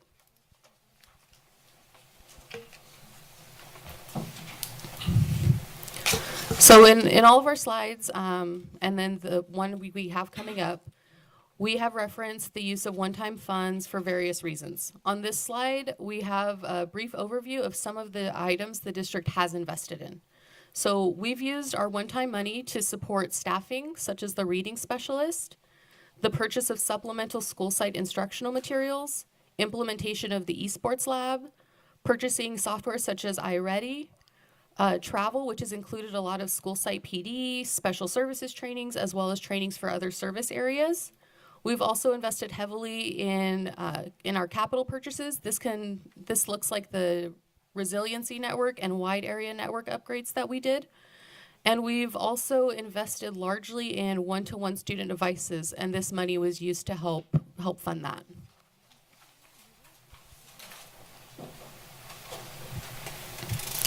This chart demonstrates the transfer of expenses as one-time restricted funds expire. These expenses will now be funded using unrestricted dollars. To illustrate this, this is going to translate to an additional $18 million hitting the unrestricted budget in 24-25, an additional $23.8 million in 25-26, and an additional $56.9 million in 26-27. All of that will now be funded out of unrestricted dollars. As you can see, without the necessary proposed reductions from previous slides, the district will not be able to maintain fiscal solvency. So these next two slides are very general. This one is a breakdown of our overall revenue. Dr. Hodgson kind of spoke to it during his LCAP presentation. We have our LCFF revenue, our local revenue, our state revenue, and our federal revenue. That's how the district is funded. And this slide is just a breakdown of all of our expenses by categories, with a large portion of it dedicated to salaries and benefits.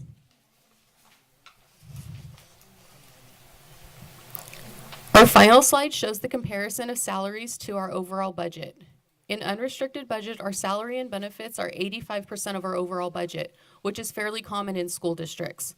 While this typically holds true for restricted funding as well, our ratio is skewed by the fact that we offer our ELOP program, which is operated primarily through contract, and then also finalizing large one-time purchases in the upcoming year, such as the network upgrade. Any questions? Vice President Montez? Can you go back to that last slide, please? This one? Yeah. What is the percentage of certificated employees? Their salary or the number? Number, percentage. Off the top of my head, I don't know that information. I can get it for Dr. D'Souza, and he can provide that for you. Yeah, Ms. Lewis touched on this earlier. It's nice to see a number next to the percentage. So if you could give the board the percentage of how many employees for each category. Absolutely. That way, we get a better idea of the expenditures. But other than that, I think it's a good presentation. Anybody else has anything? Dr. Lewis? Yes. Well, thank you so much. So, first and foremost, I noticed that we are committed, Rialto Unified School District, to financing 100% of the health and wellness benefit. Yes. For the next 3 years. So that's amazing. And that shows that we really have a commitment to our organization staff and our teachers and the families. Which funds are the safety officers, the SROs, budgeted? How much, how many, and which account is that? So they're funded out of the unrestricted funding. Okay. Off the top of my head, I don't know the exact number of staff that we have. Like, again, that's something I can provide to Dr. D'Souza. Right, and I wasn't sure if they were actually hired yet and how many that we were, I know they were going through contracts, but for this coming year, how many we're going to hire? Just, you don't have to do it, right now, but that was the question. I couldn't really see that. Ms. Liz, I believe you're referring to the safety resource officers. We've requested 4 officers from the city of Rialto. How many? 4. 4. One to be at each high school and one to be a floater for our other schools. The approximate cost per officer is about $250,000. However, our contract is based on a reimbursement of their actual cost. So once PD hires the officer, then we'll be billed based on their cost. Okay, and so was that budgeted in sort of Yes. the general funds? Okay, great. And then the indicating fiscal distress, that's really based on your projected multi-year. Yes, that's correct. So we're not in financial distress now. So we just wanted to clarify, that's based on a projection. Just sort of looking at the growth factor for the Inland Empire, which is the fastest growing. So you're going to have students. We just have to be the district of choice. The birth rate is high, so we're not in a dying area. You can just tell by the housing and the type that they're building. So we have to be, the district of choice, so people will want to participate and be in this district. So, and then just my last one is, thank you for being so detailed and answering the questions. And the other thing is projected, you have to plan for it, right? But then actual is what we're doing. So it's sort of tied with the LCAP, with these proposals and funds and things like that. We need to sort of have which account, and which like safety officers and things like that, the hardening of our schools that we've talked about. We want to see, are we utilizing those, because those are critical things that were requested, and we want to see it sort of come through, like which fund base. Is that it? Yes, thank you. Any other questions? Okay, couple of things. First of all, you made it very understandable, as usual. I'm very proud of you for your presentation, for making undesirable numbers very palatable. Last I heard, two things, kind of a statement and question. You might know the answer. TK remains unfunded, so we're paying out of it from the general fund. Do we have a dollar amount? You don't need it now, but if you can get it to us, please. And then the other is, and even more of a concern, the budget, as I understand, is not yet finalized by Sacramento. They have about 13 or 14 more days, end of the fiscal year. Correct. So we'll see where we are. Just keep us updated, please. Then the red flag that jumps out. I did hear you say that we would not be fiscally solvent. What year was that?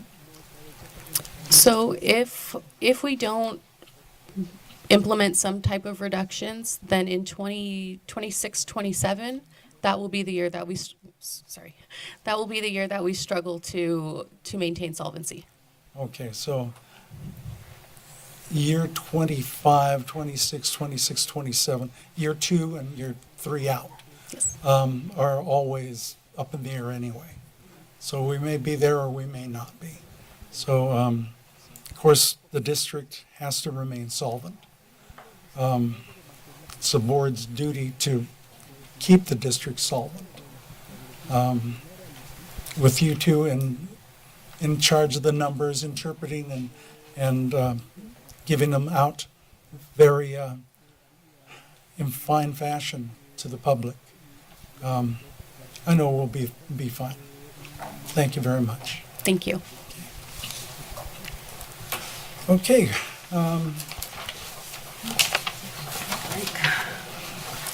This is,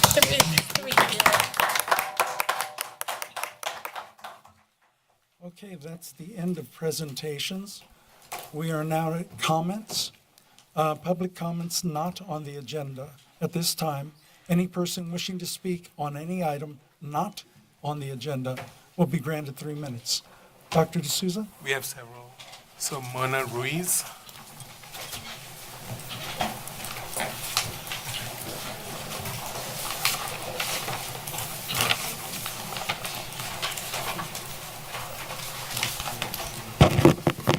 Good evening, board, Dr. D'Souza, audience, and viewing audience. My name is Myrna Reese, and I'm here. It's going to be short. I wanted to thank a couple of people for when it comes to special education. I would like to give a shout out to Mr. Camarena at Myers Elementary, Mr. Alarcon at Myers Elementary, and the whole IEP team at Myers Elementary for doing an amazing job, always going the extra mile, making sure that their students have what they need and any support.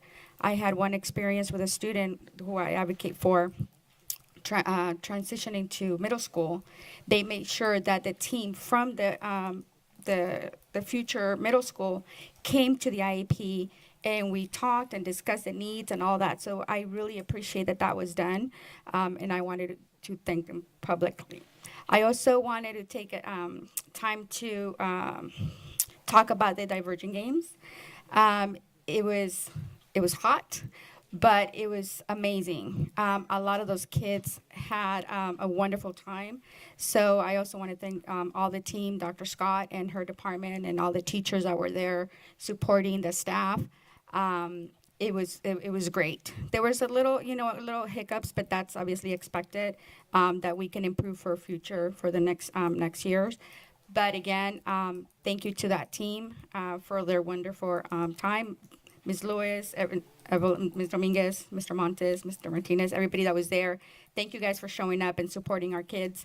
That means a lot to us parents, and having the parents there again. So it was a wonderful event. Thank you.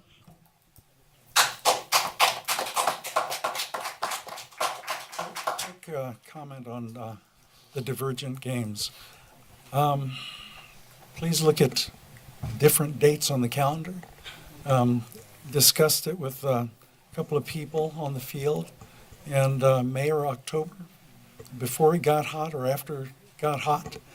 May's pretty busy. October was my recommendation because we're just getting back, and that's Good recommendation. and that's a 1 month where it might be a little.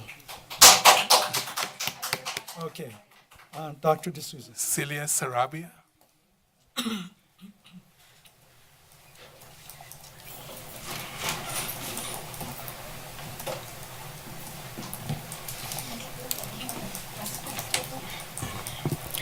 Buenas noches, miembros de la mesa directiva. Good afternoon, members of the board. Presidente Mr. Martínez, vicepresidente Mr. Montes, President Mr. Martinez, Vice President Mr. Montes, superintendente activo Dr. D'Souza, Superintendent Interim Mr. D'Souza, audiencia. and audience. Soy Celia Sarabia.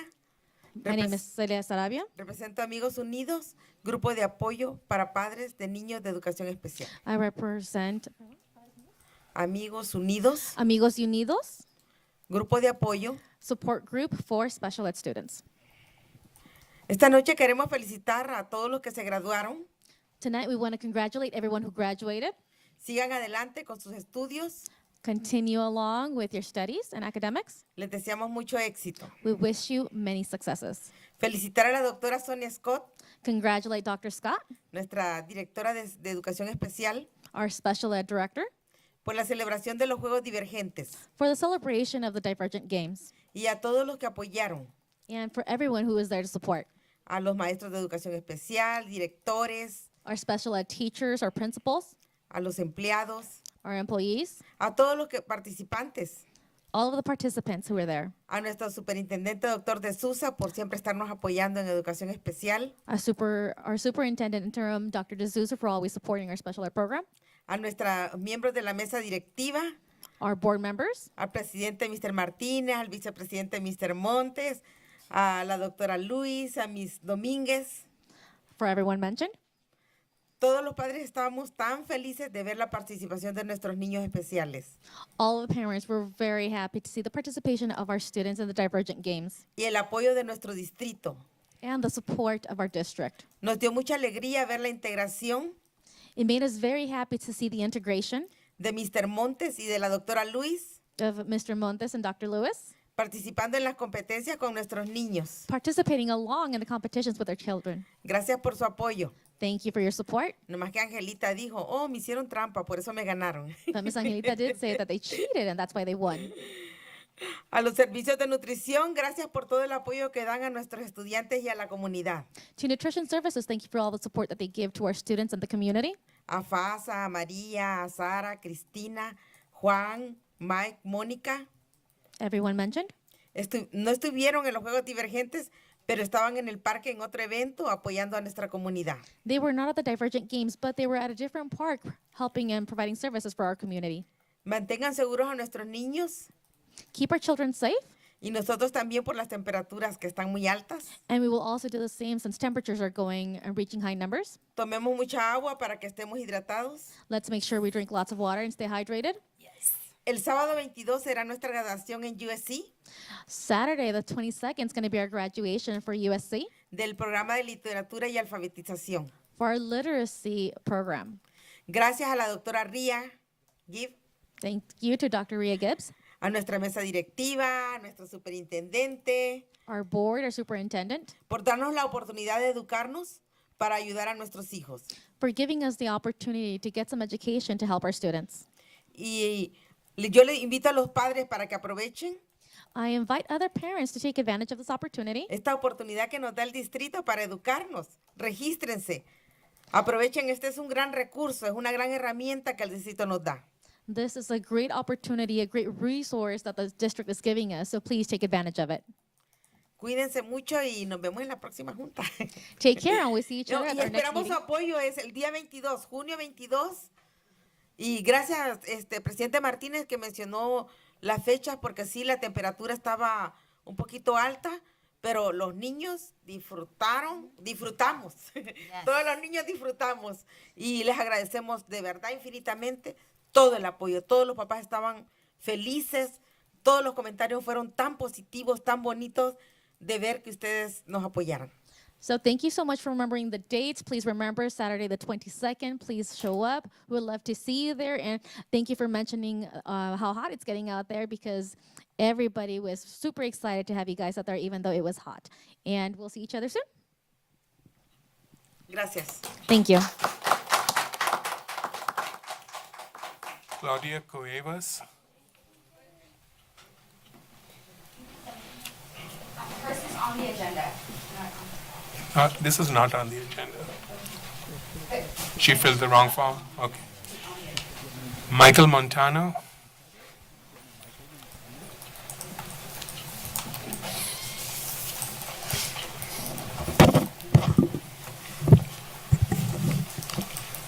Good evening, everyone in attendance and viewing audience at home. Michael Montano, Rialto resident and teacher. First off, it's starting to get hot, so I'd like to give a reminder to everybody to stay hydrated. And to our students and teachers in summer school, enjoy the free air conditioning. Speaking of summer school teachers, I'd like the board to really consider making it a full-time thing to pay our summer school teachers teacher pay versus hourly pay. But the big ask is, let's get them paid on time. For the last 2 years, we've had teachers that were not paid on time, and we get paid a month late. So to not get paid on time means not only you've worked a month before you get paid, but now it's 2 months before you get paid. That's happened the last 2 years, and it's been multiple teachers at multiple sites. So if we could please get them paid on time. Secondly, a reminder, as part of our district beliefs, is that music is the universal language. Let's keep that in mind as we plan for next year and support those programs. And lastly, with the new mandated safety plan, planning has only included a handful of teachers in these discussions. If we can include more teachers in those going forward, that's it. Thank you. That is all I items not on the agenda. Okay. We continue with public comments on agenda items. Any person wishing to speak on any item on the agenda will be granted 3 minutes. So Claudia Cuevas.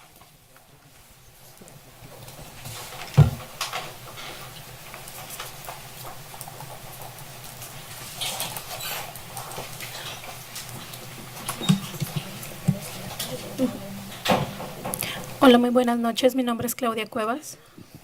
Hello, good evening. My name is Claudia Cuevas. Yo vengo en representación de una asociación que es Ángeles para ti. I'm here representing an association, Ángeles para ti. Yo tengo una queja sobre a las juntas de LCAP. I have a complaint in regards to the meetings for LCAP. Estuvimos el día 12 de marzo We presentes. were there present March 12th. Tuvimos muchas dudas y preguntas los 15 padres que estábamos presentes. The 15 parents that were there, we had a lot of questions and concerns. Me dio gusto ver caras nuevas. It was nice to see new faces. Padres preguntando, padres, hombres preguntando. Parents, male parents Eran asking, tres, making pero questions. daba alegría ver padres involucrados en algo que nos corresponde a todos como papás. There was 3, but it was really nice to see that their parents were participating. En una de las preguntas preguntábamos qué fondos hay para nuestros niños especiales. Yo soy mamá de un niño especial. And one of the questions that we had is what funds are available for students with special needs. I am a mom of a special needs student. Mi adolescente tiene ADHD. My teen has ADHD. Él es hiperactivo. He is hyperactive. Lastimosamente, a veces en las escuelas nos los encasillan como si fueran niños problema cuando no lo son. Unfortunately, sometimes at schools they're labeled as problem children even though they're not. Nuestros niños tienen más energía que los demás. Our students have more energy than others. Entonces, muchas veces no saben las personas adultas cómo tratar a ese tipo de niños o de adolescentes. And sometimes adults don't know how to treat those type of people or the teenagers. Preguntamos ese día que dónde había un presupuesto para apoyarlos. No supieron contestar. That day we asked where the budget was to support those students and they weren't able to answer my question. Preguntamos que por qué a los jóvenes, en vez de mandarlos a sus casas, dándoles sus pensiones, no podían hacer programas para tenerlos entretenidos, educativos, apoyando a nuestros jóvenes en vez de tenerlos en casa cuando hay muchos padres que trabajan. So we had asked why we can't have programs at school that can keep them entertained, programs that are educational, that are helping them out, because some of the parents work. Y a veces, en vez de ayudar a esos jóvenes, los echamos a perder más, And porque se sienten solos. And instead of helping and supporting these students, we just dismiss them because they feel alone. Entonces, al escuchar que nos iban a tener respuestas a la siguiente meeting, que no fue así. El horario lo cambiaron en la mañana, que fue a las 9 de la mañana. They said they were going to have answers for us for the next meeting, but that wasn't the case. They changed the time. It was going to be at 9. Y la gran sorpresa, que las personas que habían asistido al meeting anteriormente, que eran caras nuevas, papás nuevos involucrados, ya no estaban. And the parents who had gone to the previous meetings, who were new parents, they weren't there anymore. Y sí, estaban todas las personas que siempre nos vemos las mismas caritas, los And- mismos de siempre. And yes, everybody else that's usually there also went. Y aquí, lastimosamente, esas personas ya no tienen niños en el distrito. And unfortunately, those people don't have children here at the district anymore. Y a veces es bien importante que las personas que sí todavía tenemos niños en el distrito, saber dónde van todos esos fondos dirigidos a la educación de nuestros hijos, al apoyo de nuestros hijos. And unfortunately, the people who do have children here, we need to know where the funds are going and what supports are there to support our students' education. Pero como papás, ¿cómo nos podemos enterar las personas que hablamos más del 40% en español en el distrito escolar de Rialto? Hablamos español y nos entregan esto. Yo traigo esto, yo no puedo leer esto. At Yo least, no puedo saber dónde están los fondos para ayudar a mi hijo, a un adolescente. at least 40% of the population here speaks Spanish. And how are we going to understand? How are we going to communicate? How are we going to know where the funds are if everything's in English? I have this headset on because I don't understand. Y pienso que es una falta de respeto hacia nosotros, porque hubo un año No puede decir que en 2 días lo puede hacer cuando hubo un año para planear esto, para darnos información a nosotros como papás. And I find it disrespectful because this has been the process of over a year. What do you mean we don't have the availability to have this communicated or translated? ¿Cómo es posible que todo esto me lo traduzcan en 4 hojas? How is it possible that all of this is only translated in 4 pages?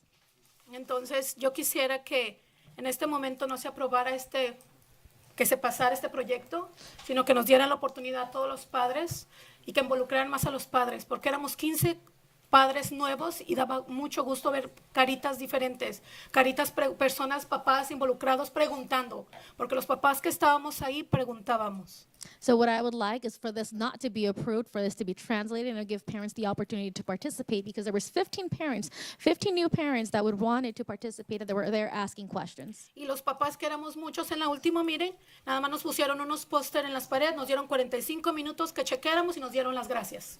And for the parents that were there, they put some posters up on the board. They asked us to go check it out, go review it. They gave us 45 minutes and then they said thank you for coming. Entonces yo creo que merecemos un respeto como papás. So I believe we would deserve some respect as parents. Y no miré por ningún lado los fondos para los padres para las escuelas. Para participar no miré fondos para papás, para el cuarto que antes teníamos como BTO, BTA, que apoyábamos a las escuelas. Somos los padres que apoyamos a las escuelas. Somos los padres que hacemos fuertes a las escuelas. No estamos para dañar a la escuela, estamos para apoyar a nuestros hijos. So- Si mi hijo está bien, la escuela está bien. So nowhere did I see any funds to help and support parents as well, because as parents, we're the ones who make our schools great. We're the ones who support our schools, and we are here to help and not affect or hinder our schools. Muchas gracias. Thank you. Dr. D'Souza? Mona. Would you please have yourself or your designee meet with the parents and get the information from fiscal services, please? Yeah. Okay, and is it available in Spanish currently? It should be, yeah. Que le van a la compañía, dijo Kevin, que para que lo hagan para cuándo. Okay, thank you, Dr. D'Souza. Okay, next. Can we see if we could talk to Dr. Madrid to see if we can at least have all hands on deck to translate the project? I mean, it is very important to our parents. So I think that we need to get this out to them because we only got 10 days and it's not right for them to be able to have to read it real quickly and make decisions on it. We will discuss it tomorrow and find the most Okay. efficient way to get it out to parents. Thank you. You'd figure that we have 86% Hispanic, but the county and California and Sacramento makes a law that we're supposed to have it if we have 25% or more. They're not following their own law again. Thank you. More frustration. Mona Ruiz.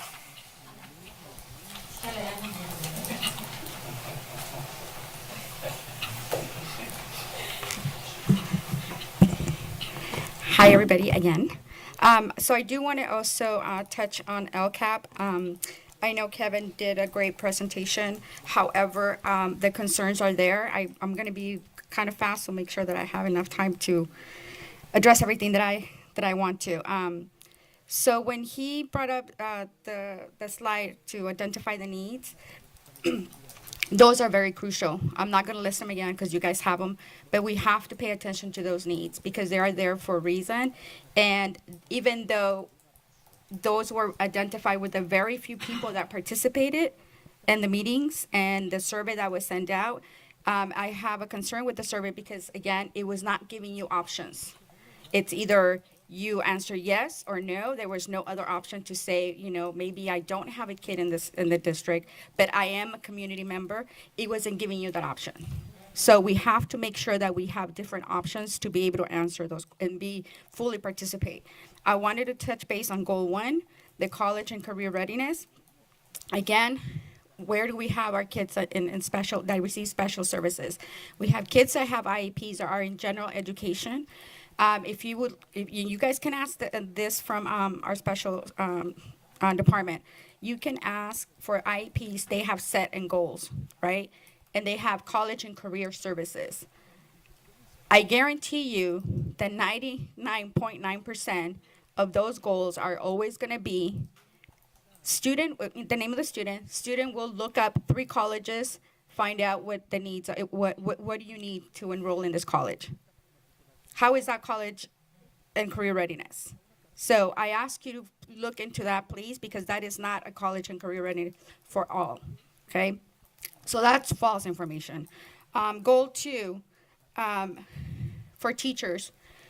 I know Kevin mentioned it, but on general education teachers, again, we have kids that receive services that are in general education.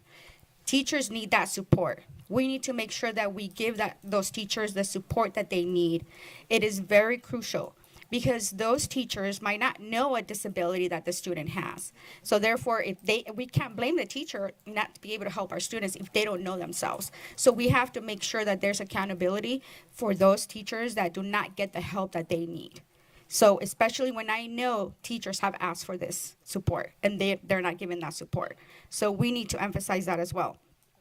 Goal 3, the extracurricular activities, the support for family, I have 16 seconds. Extracurricular activities. We cannot expect students to fundraise for themselves when they are there representing the district. When they win cups and awards and all that, yay, Rialto. But those kids are actually paying to represent the district. Translation. Sorry, your time is up. Yes. But, and this is why we need more time. We were not given this time during the meetings. Ms. Romo, you might, I'm supposed to route it through Dr. D'Souza. So my understanding is that the LCAP is built on the structure of the strategic plan. And everything that was asked and required, they're requesting is built into the strategic plan, and then the LCAP is built around that. Correct me if I'm wrong, maybe, there's something that... So I'll defer it to Ms. Roma. I know there's certain parameters that have to be followed on the LCAP and which subgroups we address. We work within the guidelines of the state and the guidelines provided by our LCAP oversight at the county. We've seen a transformation of the LCAP where it appears that every year they want less and less detail.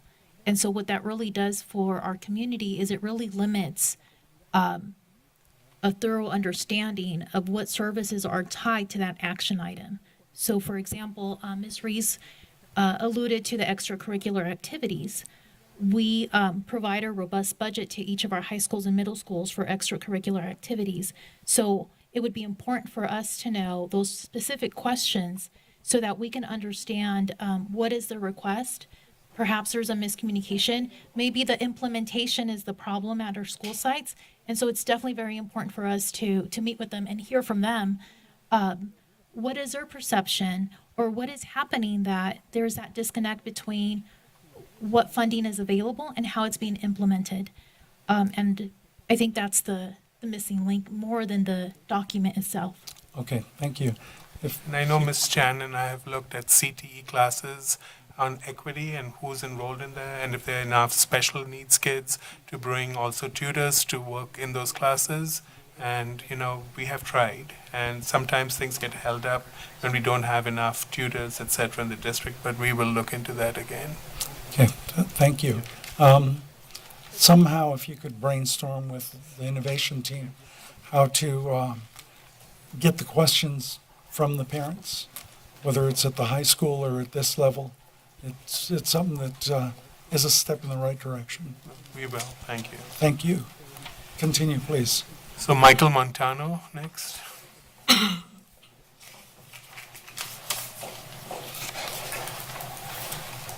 Hello again, and these comments are on the proposed budget. Again, I just want to give a thanks to Diane Romo, who gave a great presentation on that. I was expecting to hear more doom and gloom, so that was nice to hear that it wasn't as bad as I thought it may be. I've got more comments on that, which 3 minutes is not going to be enough. I'm pretty much free the rest of June and would like to meet with each and every board member. If you can schedule, I'll send an email out to you, and I've had a chance to meet with Mr. Martinez once already, but this would be further topic of conversation. So I'll send you an email, and hopefully we can have time to meet up sometime over coffee or something. Thank you. Thank you. And those are all the Okay. topics. Okay, we move to comment from association, executive board members, Rialto Education Association.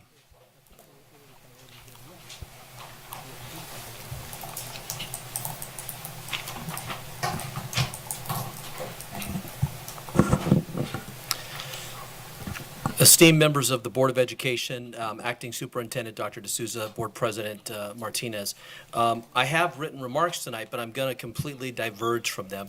My challenge was I wanted to speak to you tonight about the budget, but I had to write these before I actually saw the budget presentation. So I have some general concepts of things I want to talk about, but having heard the presentation and heard the comments, I feel like it's maybe more beneficial if I speak more extemporaneously. So I apologize if my remarks tonight don't have my normal focus that they would have.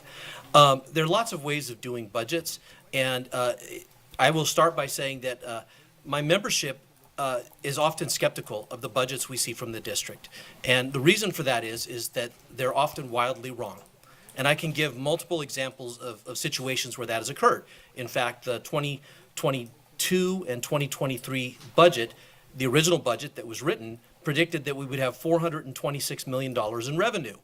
We missed the mark by $102 million that year.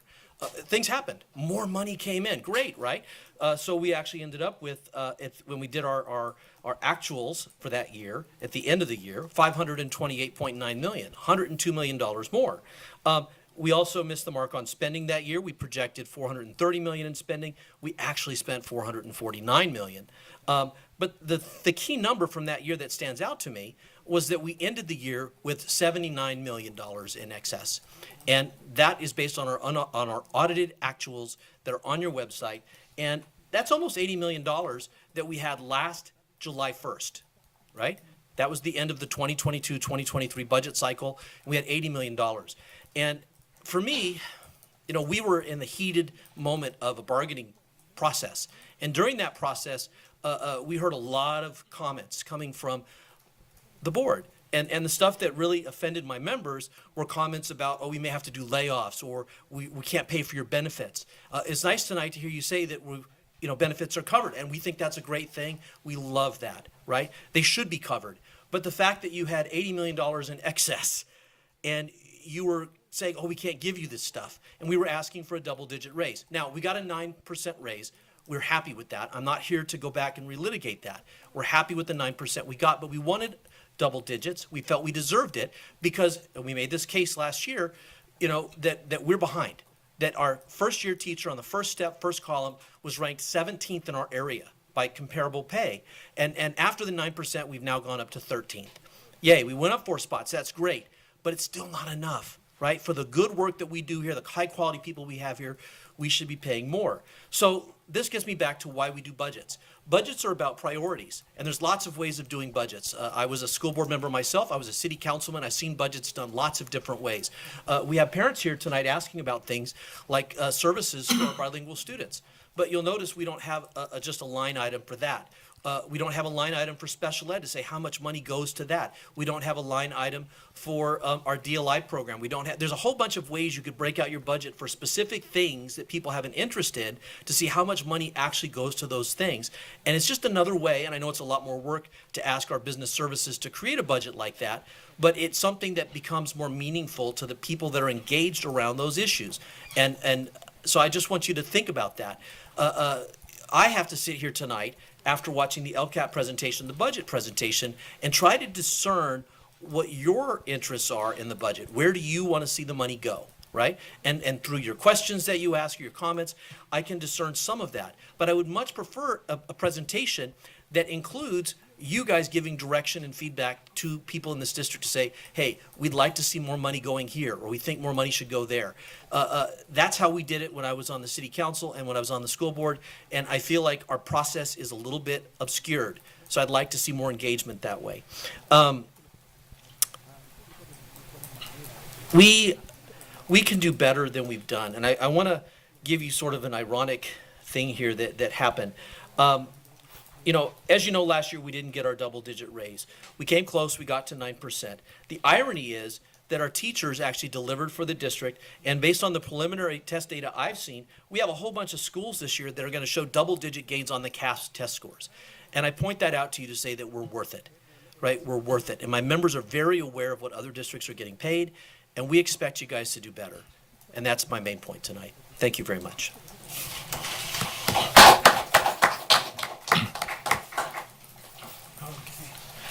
California School Employees Association.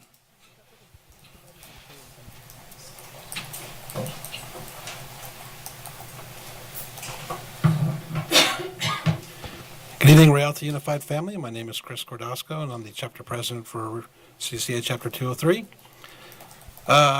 Thank you. Tonight, I'm happy to be at the podium and incredibly proud to report that the district and CSEA has finally come to a conclusion with all the documents necessary for the class and comp. Those documents have been submitted to CSEA and are currently under review at the field office.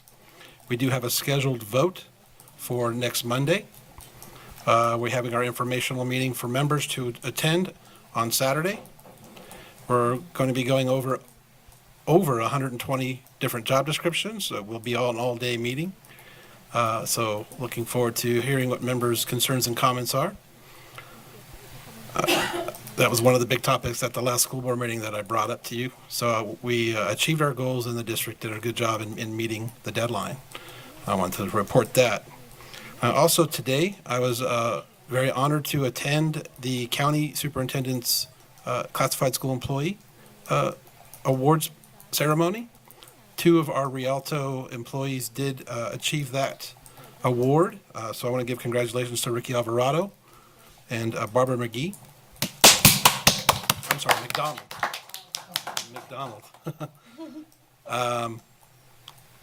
It's awesome to have our employees recognized on the county level as well as obviously the local level as you guys did. And I'm looking forward to seeing more of that in the future. So thank you very much.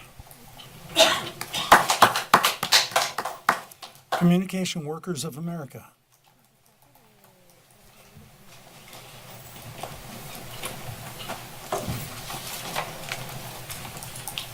And good evening, everyone. And we're basically just looking forward to negotiations and such, and hope that everything that's been mentioned gets resolved, especially, figuring out safety, this and that, and wage, this and that, and any other concerns that people might have, just to make sure the next school year continues to run nicely. Thank you. Rialto School Managers Association.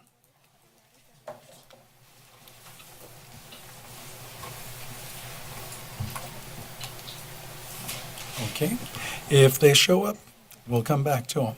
Okay, comments from the acting superintendent.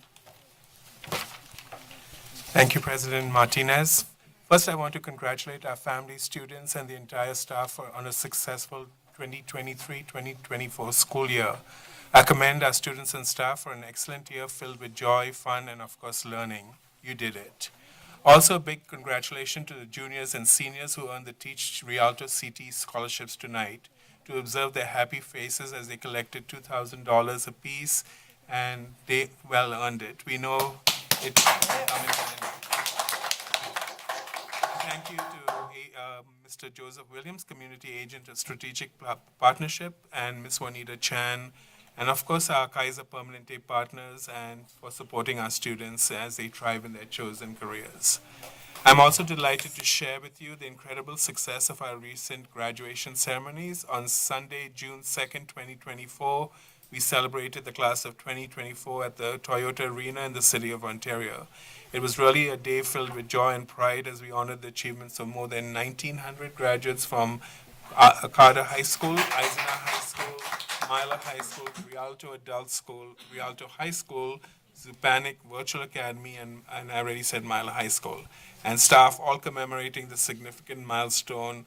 And to our graduates, congratulations. You have successfully completed your K-12 education I encourage you to go out into the world, never forget the lessons you've learned in Rialto USD, but continue to learn, grow, and do great things. And I wish you the very best in your future endeavors. In addition to our high school graduations, we also had the privilege of celebrating our middle school students as they prepared to transition to high school. All 5 middle schools, Frisbee, Jehu, Cobb, Cusera, and Rialto middle schools, each had promotion ceremonies for their 8th grade students. Their ceremonies were moments of pride and excitement, marking an important step in their educational journeys. We also celebrated our elementary school students who are moving up to middle school and our kindergartners who are stepping to 1st grade. These promotion ceremonies were heartwarming and filled with hope for the future. Continue to achieve great things as you advance in your education. Personally, I can vouch that having an education is power and no one can take that away from you. That's right. Speaking on student success, it was a joy to help President Martinez, Vice President Montes, Clerk Dominguez, and member Dr. Lewis as we celebrated our special education student at 3rd Annual Divergent Games on Friday, June 7th. It was truly a pleasure to watch our outstanding student athletes compete in various activities, showcasing their talents and determinations. I want to extend my gratitude to the Special Services team, Dr. Scott, and the staff for their dedication and hard work in providing such meaningful opportunities for our students. All efforts make a significant difference in our children's life. Thank you to all the teachers, volunteers, security, and administrators who helped in that event. We also had double fun that day as the board and myself also attended the Nutrition Services Kickoff Barbecue on Friday, June 7th. It was great to see many members of the community and the wonderful atmosphere at Frisbee Park. And speaking of nutrition services, the San Bernardino County Board of Education recently recognized our amazing team for earning the National Award for Gold Recognition for the Turnip the Beat Award. Previously, they earned an award on a state level 3 times in a row. This is the first time at a national level. They also won the Once in a Melon Award. Ms. Fawcett and her nutrition services team needs to be commended for all the hard work they do supporting our students in the district. And just let you know, they've also been nominated as a finalist for the prestigious Innovation Award for the Next Gen. That link is also on our website under Nutrition Services, so I do encourage our audience and viewing audience to please go there and do vote for them. As a reminder, Nutrition Services offers a summer food services program during the summer.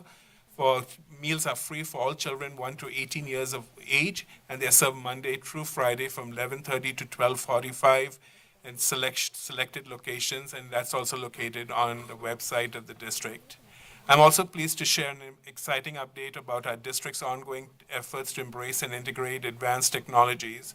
We're at the final stage of conducting our AI policy, which will help to guide the use of our artificial intelligence to enhance learning and administrative functions across the Rialto Unified District.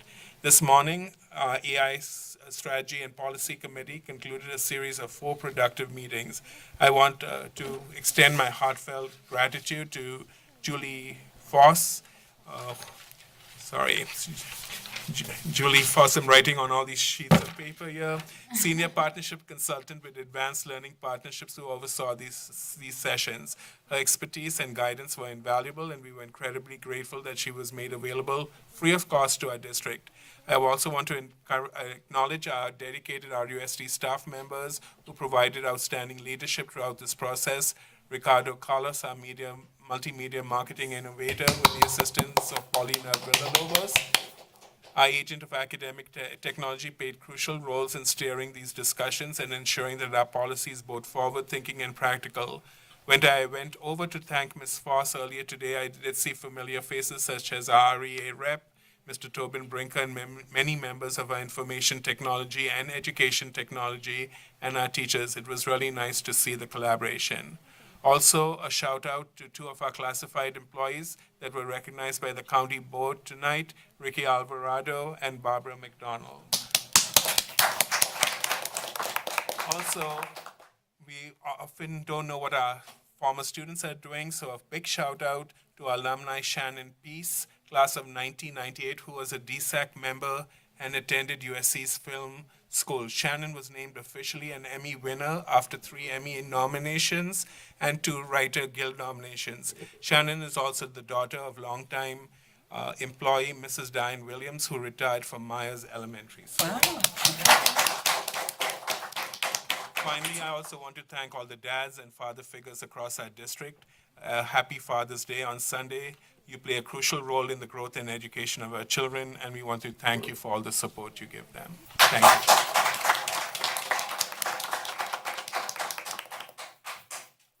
Okay, board member, Dr. Lewis. Okay, well, greetings. I'm going to pick up where you left off, and I just appreciate the role of the male in our school district.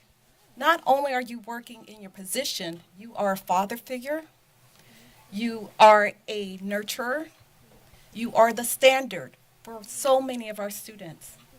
They're looking at your strength, your kindness, your artistic ability, your helpfulness, your caregiver. You know, a male teacher, a male staff, no matter what role you play, eyes are upon you. And a lot of times your own children will become jealous of your students at the school because you pour so much. The male teacher also have to be careful. Will that hug be considered something else? Will that tear be considered a sign? So the stress that our male teachers, our male classified, our male students, that role model is heavy. So with this Happy Father's Day, I appreciate what a man, what a mighty good man. And we have many, but we know that your responsibilities is so great because the students are always looking at your actions, not even the clothes you wear, your hairstyle. Did you give me a sign of affirmation? They're looking for that. I want to also acknowledge our printing department. They put out the most fabulous type of materials, all these workshops, all these graduation bulletins on a constant. I went to visit them and I'm like, the fumes in here, do y'all smell it? They work so much and all that. And that's a department that's really sort of hidden. It's sort of our hidden figures. But all this documentation, all this print that they do constantly. And I just want to commend them on the job for this printed material. The Divergent Games were awesome, but I do want to also recognize our health staff. I mean, they were fixing up a lot of the boo-boos and the falls and the scrapes, and then they work with our command center. We don't really recognize having that portable command center there to take care of those, the radial transport, the logistics, that they work together. And that is really so important that we have at this district. And so thank you for being there. You know, they were running hard and falling hard, but they wanted to stay there, and having the health services there, working with our command center, having that transportation and vehicle to really tell them it's okay, put the eyes with the, exhaustion, with the boo-boos that they had. We were right on the spot. I would also like to thank the agenda and Ms. Martha for also updating and the last minute, the changing. That's a lot of extra work, but you do it with pride, and you and Ms. Brown do it with the gentle spirit. And so when we're thinking about things, I just always look and see, there's always someone behind something that makes it great. And just to bring those things out and say that we see you, we appreciate you, and we don't take it for granted. I was at the Men's Health today at Rialto for the Men's Health Fair, and I ran into Nutrition Services and their meals in the park. And they were outstanding. We had it in Frisbee, but to see them in action. And not only that they served the meal with dignity. And they had at the library, they had a routine. People were eating under the trees like a picnic. And they knew their clients, and they allowed some of the people to help, because sometimes when you get something for no charge, you want to give something back. And so they allowed them, like, oh, you can wipe this table off, because, it takes a lot to take sometimes. And so you saw families and their children in the gathering. And so just watching the staff interact with them. And so we appreciate the service that you're doing, and having the gatherings from Loud Creek and different areas in the library is just, this is something that you don't have to do, but you pour the extra into it. And that's, that's just pouring in love. And that's what food is. Food is sometimes a complement of love. So, I just wanted to say that we're moving on, we're moving forward. I'm looking forward to another Divergent game in October, I hear. So, because that was last year's, right? So that means it's October. But my parents' survey was saying they do want it on a Saturday or a weekend because you can have the vendors. And so when we're talking about transitions, you have to try things. And it's okay to try a different date and try a different time. And if it works, it works. And if there's a better way. But in October, having ability count so the parents can, while they're there, interact with some of our community vendors on transition programs and things like that. I just want to have it on a record that I did win the race with Vice President Montez. But it was one of the students that beat us both, right? And I was trying to help her. She's like, no, I can do this by myself. And I did return the bike that I used. But it was just really very, very special. So I look forward, October, Saturday, somewhere.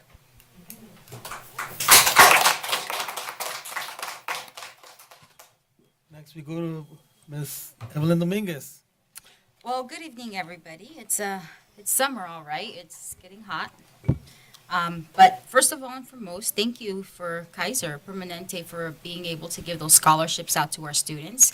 I know that, sometimes receiving an award at that age is a big thing, something that they probably never would expect it for them to receive, and especially knowing that college is expensive, it's probably a step forward and incentive for them to continue going on. I do want to thank all of our CTE instructors, all the way from health, all the way to cabinet making. They work hard, endless hours. They put in extra love. And we call it love because they do a lot. So just thank you to them for everything that they do for our kids. They are actually doing the college careerness readiness for our kids. Congratulations to our seniors. Now they are in the real world. Now the bills come. Now they're adults. So just keep your head up, as Dr. D'Souza said. Keep your head up, keep going, never give up. I do want to thank our communication services for being able to take these wonderful pictures. I mean, the pictures from our graduations are completely amazing, and you can see them from our agenda. I mean, they are amazing. We have very talented and very special people that are taking pictures. You can tell that they look at the angles, they look at the smiles, they're not staged, they're just organic. And that's one thing that is beautiful about, our communications team. They are very organic people, and they want to be able to, give Rialto the best. The Divergent games. I did have to leave early because I did have to go to work. I transitioned over to morning shift, so I did have to leave, but I think for next year, I think I have a little, what is it called? A pending race between my two colleagues right here. Bring it on. So next year, I'm hopefully, if it's on a Saturday, I'll be more than happy to show up, and of course, show up regardless, but, show up, in October, and be able to show my colleagues over here, what good knees are, right? Nutrition services, our beehive. Their logo and mascot are the bees. They are an exemplary of what bees do. They grow and they grow and they grow, and they continue growing. And what do they make? Honey. And what is honey? It's sweet, and sweet is love. That's what pours out of them. I love their mascot. I love what they do. At the Divergent games, they had pre-made meals for our students that when I tried greeting a student, he was like, I'm going to go get breakfast. I don't know who you are, but I'm going to go get breakfast. So he had his priorities straight that day. So thank you to everybody who prepped those meals for our students at the Divergent games. Of course, Turn Up the Beat Award, third year in a row, now nationally recognized. Amazing staff, kind hearts. the way to people's hearts is through their stomach. And they do that. They do that. They win our kids over. They feed our kids. I know my kids love the snacks that they get. And I do want to piggyback on what Dr. D'Souza said about the classified employees that were recognized at our San Bernardino County schools. They were recognized in front of other districts, from Yucaipa, from Fontana, from Colton. They were recognized. And that is for Mr. Ricky Alvarado, a custodian at Den Elementary, and Mrs. Barbara McDonald from Technical Services. So congratulations to both of you guys. And I'm glad that our neighboring districts got to be able to see what superstars are in Rialto.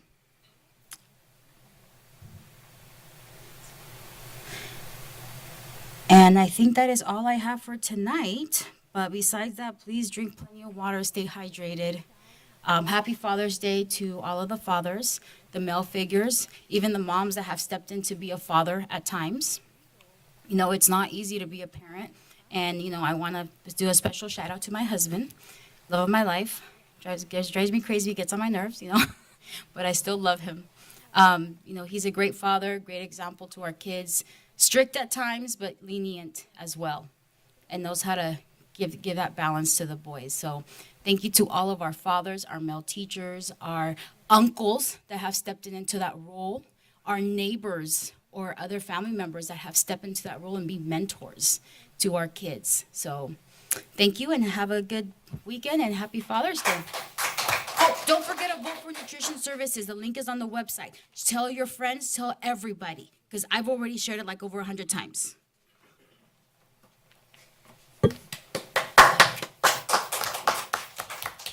Vice President Montez. Thank you, Board President, Mr. Martinez. Kudos to everything that everybody has said. Vote for Nutrition Services. I just want to say that, first of all, time catches up with you. Time catches up with everybody. Believe me, I know. Look at all the gray hair that I'm growing. Why do you think I'm going blonde? And I want to wish all the fathers out there a happy Father's Day. Every Father's Day I reflect on, trying to do as best as I can as a father. It's not easy, but I try to keep in mind that a lot of us have sons, a lot of us have daughters, a lot of us have both. Some don't, but we ourselves, we're all sons or daughters of somebody, of a father. And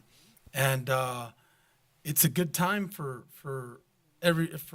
fathers, for males in particular, like Ms. Lewis was speaking about earlier, to also reflect on ourselves as men, as males, as fathers, for those of us who are fathers, or even sons. Think about your father. We live in different times. We live in difficult times. Things are not the same. I was watching the movie Big with my son last night with Tom Hanks, and I noticed in the movie all these kids were playing, and none of them had phones, and none of them had cell phones. They're out in the street riding bikes, playing in the street, playing at the carnival. And I thought to myself, man, I was a kid when that movie came out, and and just to see how far we've come, and how much times have changed. But I definitely think that fathers, we should try to reflect as much as possible on ourselves as fathers and as men. And thank you, Ms. Lewis, for bringing that up. And I wish all the males out there, all the men out there, a happy Father's Day. And if you're not a father, I wish your father a happy Father's Day. I want to just also let everybody know that on June 6th, last Thursday, I went to Frisbee at night. Every Thursday they have Danza Azteca classes from 7 p.m. to 9 p.m. And I was going for a while to help drum there.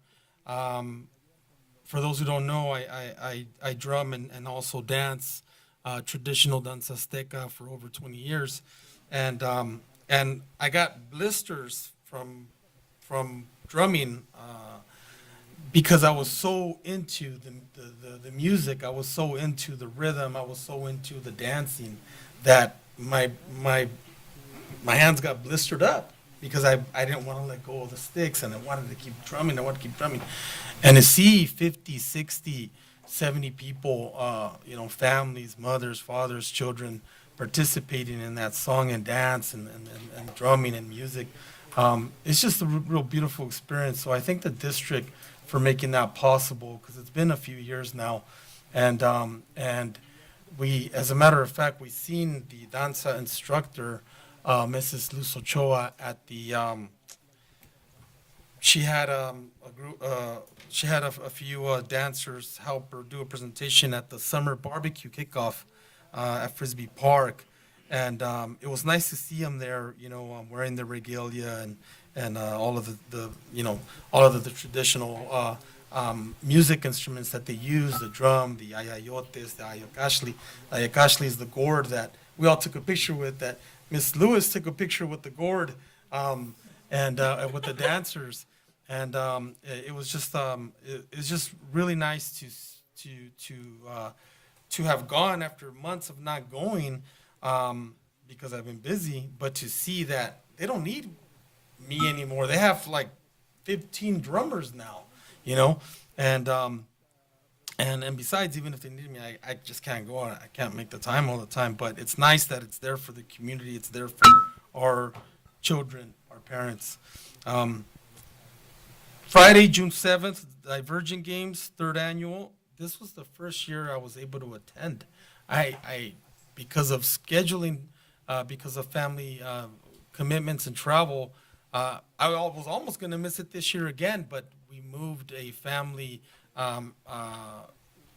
weekend vacation to a different time when this past weekend, so I was able to go and experience for the first time the actual Divergent Games. It was a very beautiful experience. I had to work also in the morning, so I got there a little bit later in the event, and then I headed over to the barbecue, summer kickoff barbecue. But during the time I was there, Miss Lewis challenged me to a race. At first, I was a little hesitant because I was like, is anybody going to take it the wrong way that we're grabbing these tricycles and walkers, but then I thought to myself, hey, Miss Lewis wants to race me. I'm not going to back down. I'm not a quitter. I'm gonna grab one of these. I'm gonna grab one of these things and race her, and it was all in good fun. I think the families, a lot of families reached out to me afterwards and said, man, you and Miss Lewis, you guys really, showed everybody a good time by racing each other and then racing the student Angela.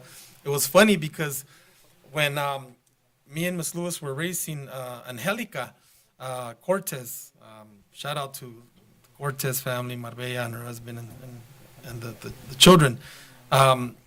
Miss Lewis at one point was kicking the heck out of us racing, right? And all of a sudden she gets behind the student, Angelica, and she starts pushing her, to kind of like encourage her, to go a little bit faster and I guess to make sure she won. I was trying to stay right aside along her, so I wouldn't be cheating. But Miss Lewis was pushing her, and I seen Angelica turn sideways, and then she kept pedaling, and Miss Lewis was pushing her, and then she turned again, and she kept pedaling, and then finally she turned one more time, and she grabbed Miss Lewis's hand and said, she just grabbed her hand and just like said, "Let go of my bike." Yeah, I got this. I got this. I don't need no help. But it's beautiful to see. It was beautiful to see that moment because, Miss Lewis was, doing a beautiful thing and trying to help her, and for the student Angelica Cortez to say, thank you guys, but I got this. I'm gonna win this. I don't need your help. It was just a beautiful moment, right? And the parent Ms. Cortez called me later that evening and just was so ecstatic and grateful that we took the time to do something like that with their daughter, and I think other special education parents to see that the board was there, to get involved, to try to rally up, our parents and our students. I think it was commendable. So I'm just grateful I was able to make it this year, and thank the rest of the board members that were able to make it. I know Miss O'Kelly really wanted to be at those events on Friday, but she couldn't due to a minor injury on her foot. She couldn't make it, and that's why she's not here tonight. But we thank Miss O'Kelly for her good will and wanting to be at those events. But hopefully she can join us next time. Thank you again to everyone who made the Divergent Games possible, Special Education Department, all of the one-on-one aides, everyone. Miss Fawcett, thank you. Miss Rama Davis, thank you for everything that you do. Continue to shine your light. Continue to get those accolades. I believe at one point you mentioned that that you didn't want it to be about you and your people, that it's about the district. But you're right, it's not about you. It's about the district. It's about this community. So thank you for all of the hard work that you do and your team does, and continue to shine bright and continue to make our district proud and our community proud. So thank you, Maria, Christina, your whole team, everybody. And last but not least, congratulations again to the class of 2024, 1,900 graduates. Wow, Dr. D'Souza. I'm so glad. I'm so glad you're a numbers guy, Dr. D'Souza, because that way, whenever we got questions regarding numbers, we can ask you and you can just figure it out off the top of your head. Later. That's amazing. And, I know it was tiring for a lot of us that were there all day. Thank you to everyone who went in the first place, and thank you to everyone who was able to stay during the whole duration of all the graduations. It's tough on us sometimes, but it's for the children, it's for the students, it's for the families. So thank you. And with that, back to you, President Martinez. We do have a bounce back here. I just wanted to mention, as we are community partners, parents, caregivers, please remind your students not to walk on a neighbor's grass. Parents are parking in front of people's driveways and they can't back out. The kids are kicking the sprinkler systems. It goes both ways. The people who live on the line or the path of the traffic, the kids are going to these vendors, they're throwing the trash in all the neighborhood's yard, and we have to do goodwill. So I know your parents, they want to park right up there, but it's someone who lives there, and it's their driveways, and you need to be mindful and tell your child, hey, that's not acceptable. You might have to, where you're parking, people trying to get out, go to work. Too many neighbors have to put those wrought iron gates, and then when they put them up, they hang their backpacks on people's gate. The parents know that the kids are under their tree in someone else's yard. So I said, that's really not acceptable. Parents, engagement, both ways. We have to be mindful and not train and allow that to continue to happen and work with our communities and neighborhood. Thank you. All right. Great comments all around. I agree with them. And are we going to have a matchup next year, the two of you? Yeah. Three-way. All of three-way? No, all of us. And they were hard to push. That's what we realized, that the strength it takes to ride. I mean, those are physical therapy equipment. They're therapeutic bikes. And it takes a lot of muscle mass. And we're like, wow, Right here. I got them right here. Your blisters, that's because you're not practicing. Yeah, exactly. Practice. Yeah, okay. First of all, congratulations to the class of 2024 for graduating. But also, welcome to the class of 2028 from middle school to high school. That's a big deal for them, too. Okay,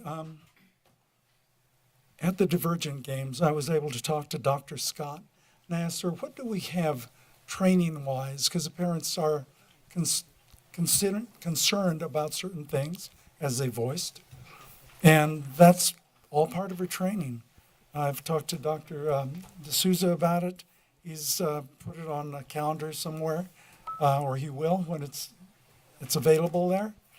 And great shout out to Dr. Scott for thinking ahead, for Dr. D'Souza for that. Okay, let's see. Okay, other comments. CSBA training says that the board decides the what, the superintendent decides the how. So it's inappropriate for me to say, Dr. D'Souza, I want you to do this way. That's inappropriate. So thank you for the comment, but it's inappropriate. As I understand it, the $80 million from the 22-23 budget rolls over into the 23-24 budget. And if you were looking at the 22-23 budget, you should have been looking at next year's budget 3 years out. You know that. So it's like, don't gaslight us. Don't throw us under the bus for that. You know all this stuff. So do your members. Anyway, teachers in California make about $95,000 a year. Teachers on average in Rialto make about $150,000 weighted with all benefits and everything. So just to give you the real facts to the community. The SACS forms, the budget, we found out tonight that it is not available in Spanish. It is a template, so any additions could not be done. It would have to be a special program from us here locally in the district, which at some point, if they have time to breathe, they're busy closing out a year shortly and opening a new year. So I don't know if they ever have a downtime, so to speak. Let's see.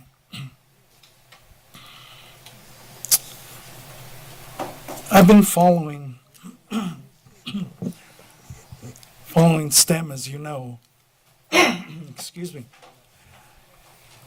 And in one of the awards that we got, Dr. Harry Cheng from UC Davis came up, congratulated Rialto. And he said, here's my card, have your CTE people, and named them. They said, and you already know them, that is now being offered in Riverside, through UC Riverside. I don't know if you knew that. So help is, closer. Even though we call it STEM, we do STEAM, which is science, technology, engineering, the arts, and math. But I've also seen C-STEM, which would be computer science, science, technology, engineering, and math. So what we really do is C-STEAM, computer science, science, technology, engineering, the arts, and math. And we're hoping to continue to do that, depending on the budgets. The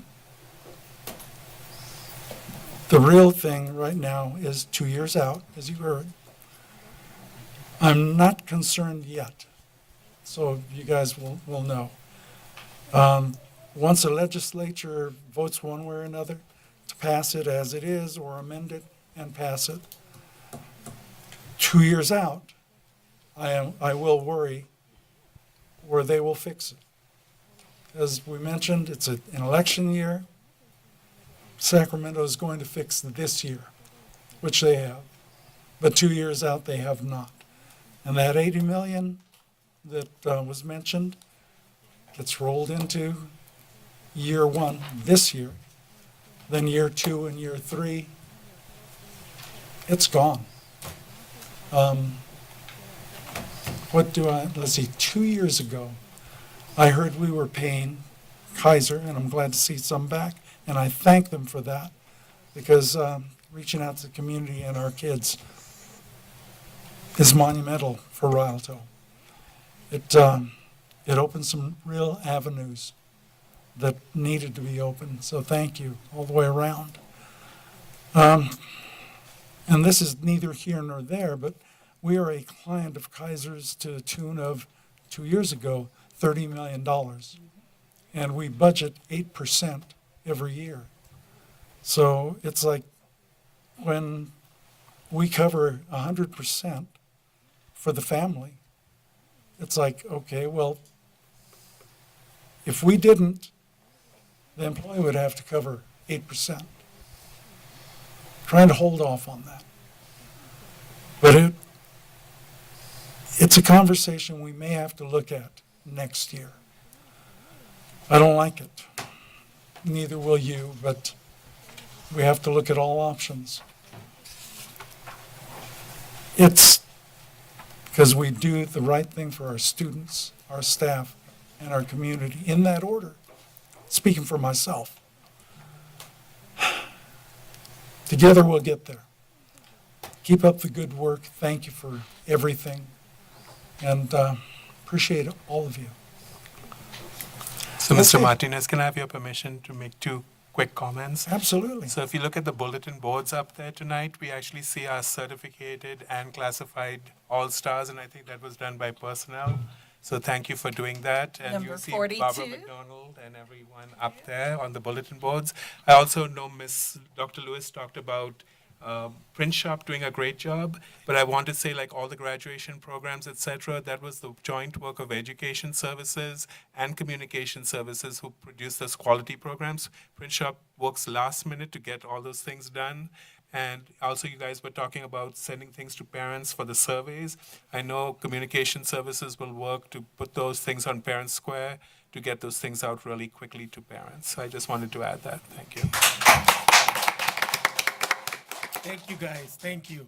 And last shout out to our bus drivers. Yes. Reason being, the Divergent Games also offered transportation.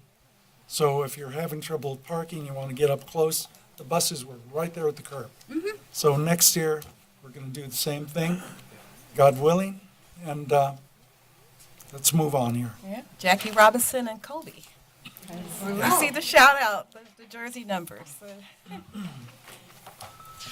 Okay, we're in public hearing, and we open the public hearing. Any person wishing to speak on the item on the public hearing agenda will be granted 3 minutes. 2024-25 Local Control and Accountability Plan, the LCAP. Can I have a motion and second, So please? moved. Second. Okay, we have had comments, but now is the time if you came up with anything else. It is open for comment real quick. All right.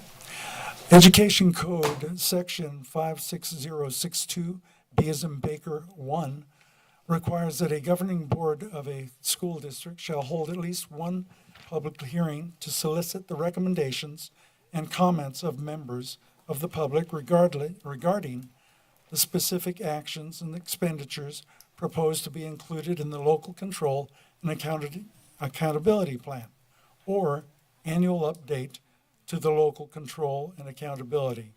The agenda for the public hearing shall be posted at least 72 hours before the public hearing and shall include the location where the local control and accountability plan or annual update to the local control and accountability plan will be available for public inspection. Okay, vote by board members to actually open that hearing. Aye. Aye. Aye. Aye. Okay, hearing all 4 members. Time is 9:27, thank you. And we had no takers. No public comments, so I make a motion to close public hearing. Second? Thank you. Vote by board members to close public hearing. Aye. Okay, 4, no ayes, no abstain. 9:27. Okay, D3, open public hearing. Any person wishing to speak on the item on the public hearing agenda will be granted 3 minutes. Fiscal year 2024-25 proposed budget. Motion and second, So please. move. Second. Thank you. Ed Code Section 52062, Baker 2, requires that the public meeting at which a school district's governing board adopts a local control and accountability plan and adopts a budget must be held after, but not on the same day as, the public meeting at which the governing board holds the required public hearings on the LCAP and the proposed budget. Okay, vote to open public hearing? Aye. Aye. Second. Aye. We had one, Wait. thank you. We had a second up above. Okay, that was 928. Do we have any comments on the proposed budget? If not, I make a motion to close public hearing. Second. Thank you. And vote by members to close public hearing? Aye. Aye. Aye. Time is 9:28.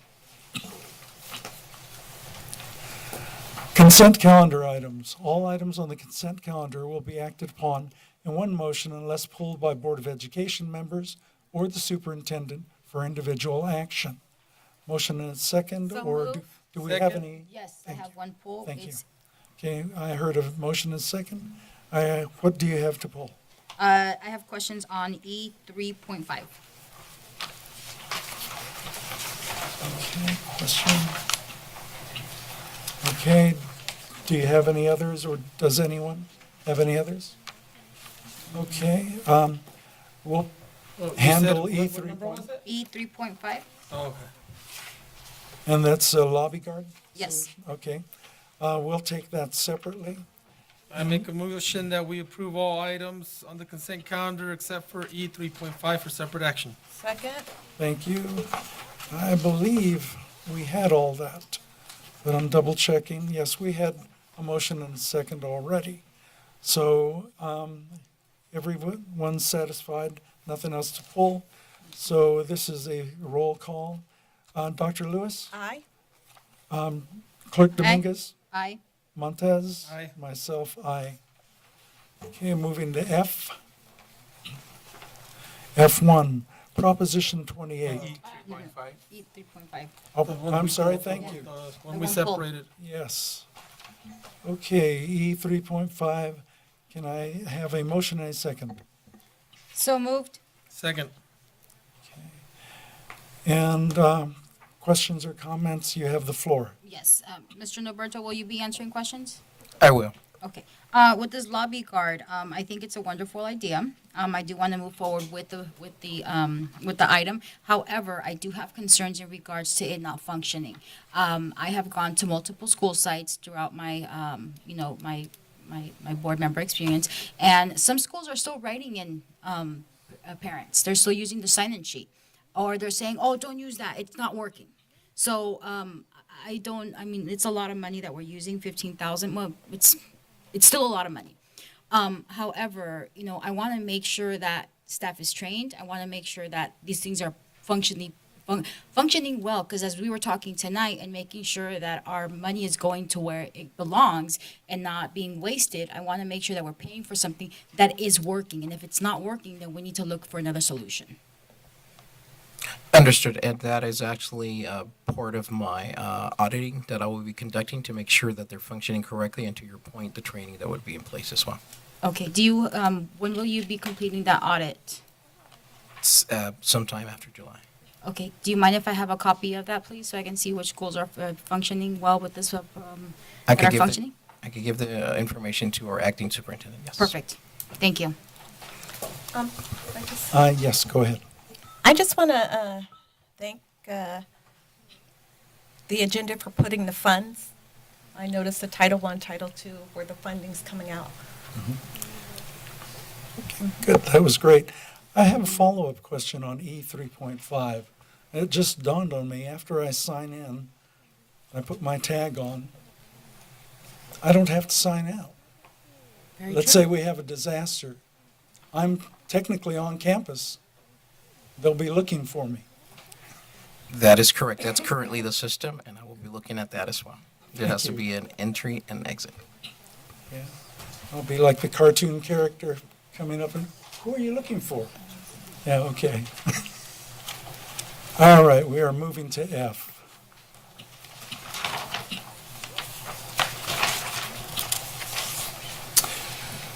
Proposition 28, the Arts and Music in Schools Funding Annual Report. Motion and second, So please. moved. Second. Thank you.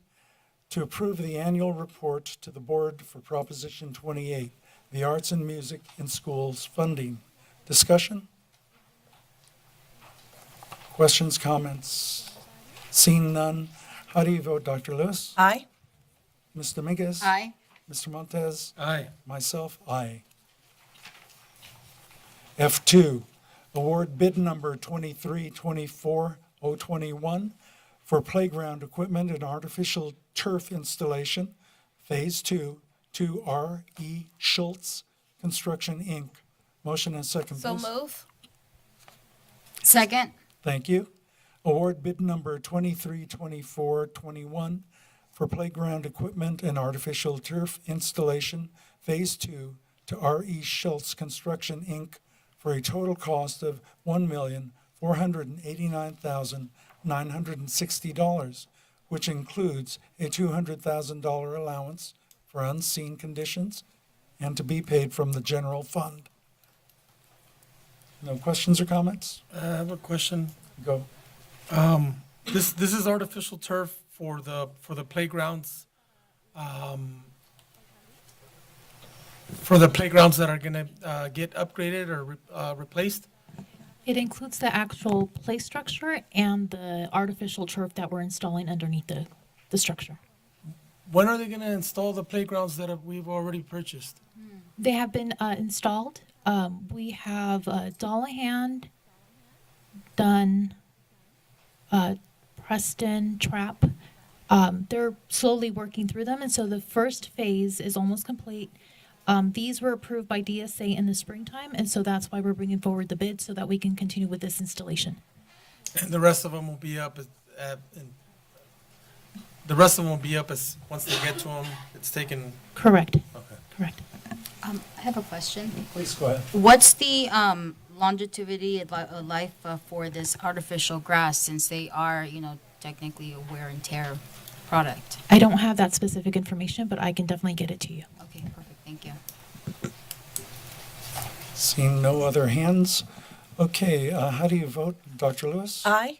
Clerk Dominguez? Aye. Vice President Montez? Aye. And myself, aye. F3, approval of RFP number 2425-4, paper products by the Val Verde Unified School District on behalf of the Inland Empire Buying Collective to the vendors listed for the 24-25 school year. So move. Second. To approve the award of request for proposals 24-25 for paper products to Imperial Dade Individual Food Service and Plastic Connections effective July 1, 2024 through June 30th, 2025 at a cost to be determined at the time of purchase and to be paid from the cafeteria fund. Questions, comments? Seeing none, how do you vote? Aye. Thank you. Dominguez? Aye. Montez? Aye. Myself, aye. F4, extend RFP Ryan's 2023-24-1 fresh produce to Sunrise Produce for the 24-25 school year. So move. Second. Thank you. To approve the first extension of RFP Ryan's 2023-2024 1 fresh produce with Sunrise Produce for the purchase of fresh produce products for the 24-25 fiscal year. All terms and conditions will remain the same pertaining to the extension option in the current agreement. Cost to be determined at the time of purchase and to be paid from the Cafeteria Fund 13. Questions, comments? Okay, Dr. Lewis? Aye. Dominguez? Aye. Montez? Aye. Myself, aye. F5, amend an agreement with Stepping Stones Group, LLC, Motion and second, please. So moved. Second, to approve the cost increase of the original agreement of $940,000 by an additional $720,000 effective June 13th, 2024 through June 30th, 2024, for a total cost not to exceed $1,660,000 and to be paid from the general fund. Questions? For the public, what was the reason for this amendment? I mean, it's self-explanatory, but behind the scenes, what did we miss or what got added? Ms. Romo, go ahead. I have Dr. Scott come in.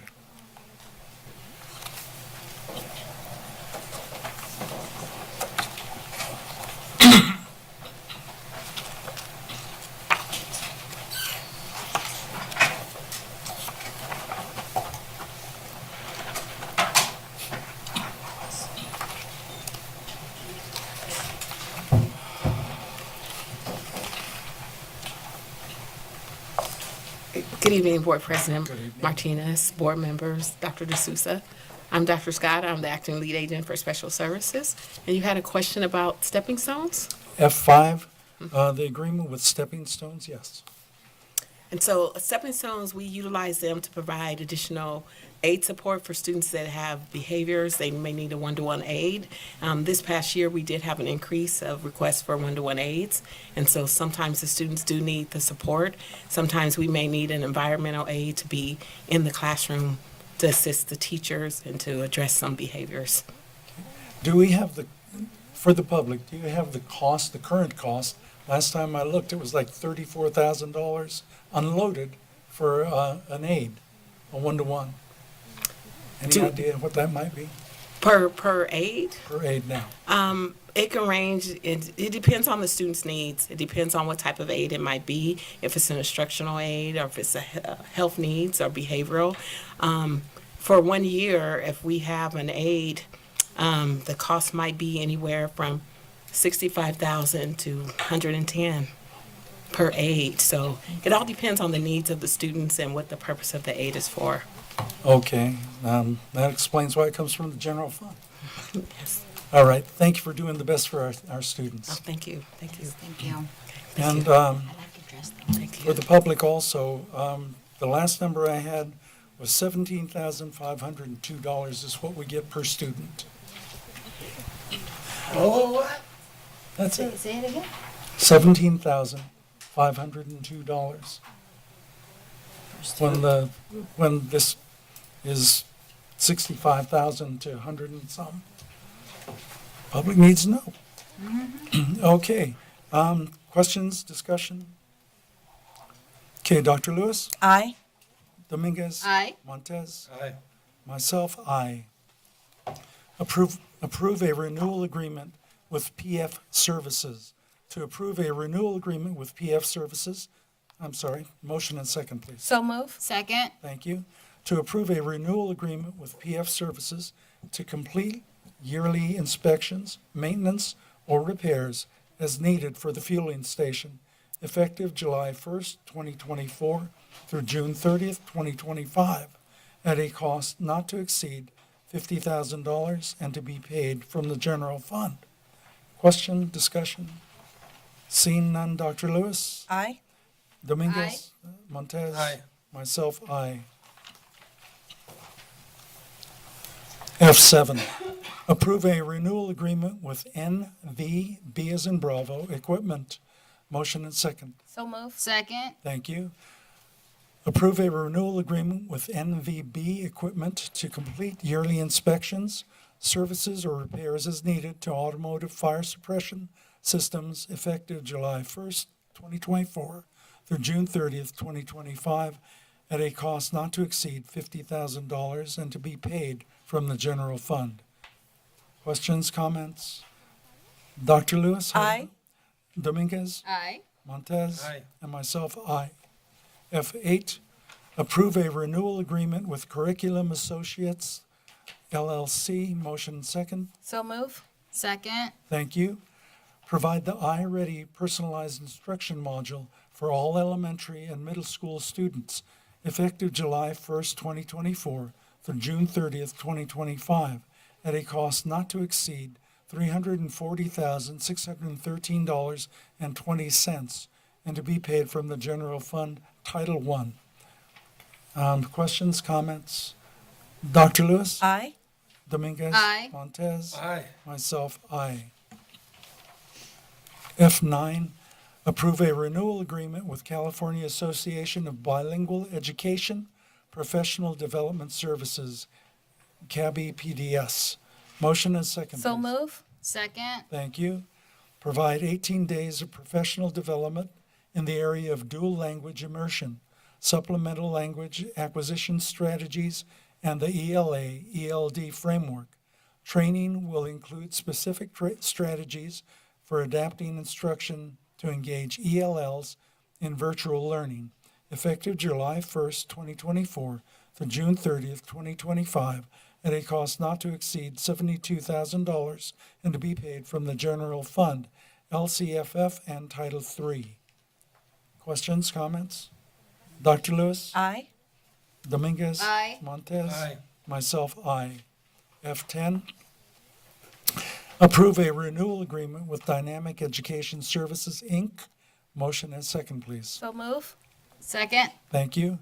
Provide compensatory educational support and supplemental special services, effective July 1, 2024 through June 30th, 2025, at a cost not to exceed $100,000, and to be paid from the General Fund.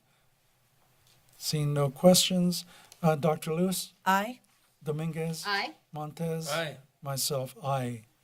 Approve a renewal agreement with College Board. Motion and second, please. So move. Second. Thank you. Provide every 10th grader the opportunity to take the PSAT or NMSQT. Every 11th grader the opportunity to take the SAT, and to cover the costs of all AP exams for the 2024-2025 school year, at a cost not to exceed $300,000, and to be paid from the General Fund. Questions or comments?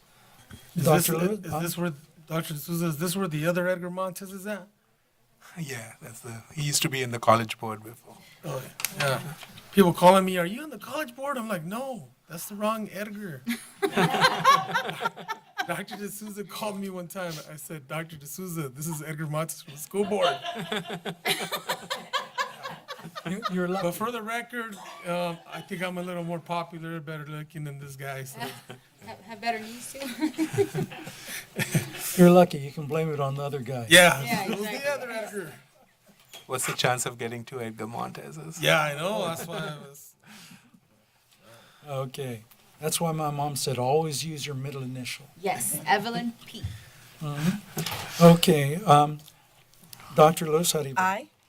Dominguez? Aye. Montez? Aye. Myself, aye. F12, approve a renewal agreement with Parent Square. Motion and second? So moved. Second, purchase the Parent Square communication platform for the 24-25 school year, effective July 1st, 2024 through June 30th, 2025, at a cost not to exceed $103,165, and to be paid from the general fund. Questions, comments? I just need a clarification on this item. Go. So for this item, did Parent Square buy out Remind? Because I know that some schools are still using Remind. So which platform are we going to be using next year for sure without the Remind? Or? That is correct. Remind has been basically taken over by Parent Square. Starting next year, July 1st, we'll be only utilizing as mass communication Parent Square. Okay, perfect. That it? Okay. How do you vote, Dr. Lewis? Aye. Dominguez? Aye. Montez? Aye. And aye. F13, approve a renewal agreement with Natural Gas Systems, Inc., NGS. Motion and second, please. So moved. Second. Thank you. Complete weekly inspections, maintenance, or repairs as needed for the CNG fueling station, effective July 1st, 2024 through June 30th, 2025, at a cost not to exceed $96,000 and to be paid from the general fund. Questions or comments? Question? Go. Okay, so during our audit, this was noted as one of our enterprise zones. I was just questioning, did we ever look at raising the rates?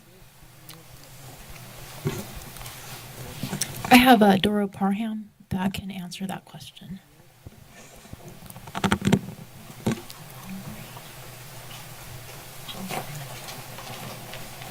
Good evening, board members and viewing audience. I'm Dora Parham, Transportation and Garage Manager.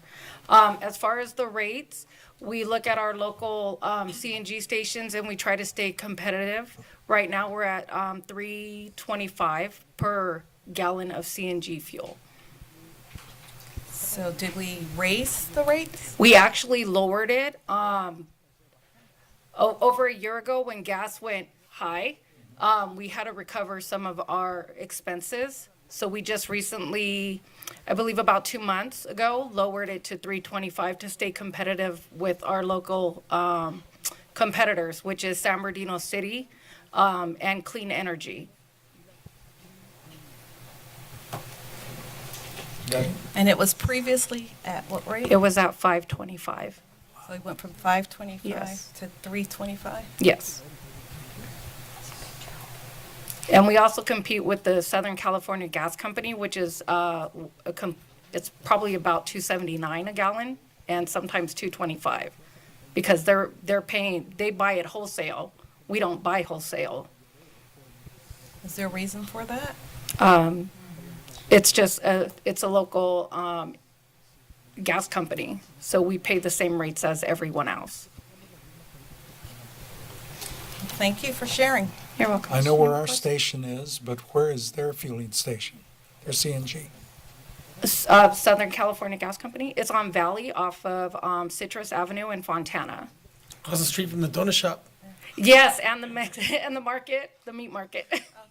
And so how often is it, like quarterly, you're looking at the rates and always monitoring? We're actually looking at about every 2 to 3 weeks, depending on the phone calls that we actually get from our competitors that are asking about our gas price. We also have a website that we go on and we look at those updates too. Thank you. You're welcome. I have a question. Ms. Lewis, if I may add, transportation actually has been speaking to potential new customers. And so we're in the middle of contract negotiations for some of those vendors. So they have been actively pursuing more business. Thank you for that. Yes, thank you. That kind of goes in hand with my question. Are we promoting the fact that we have this service, this gas station? Because I mean, when I moved to Rialto, my mother-in-law lives down the street from it, and I was like, what is this? It's a gas station that's hidden in a hole in the wall.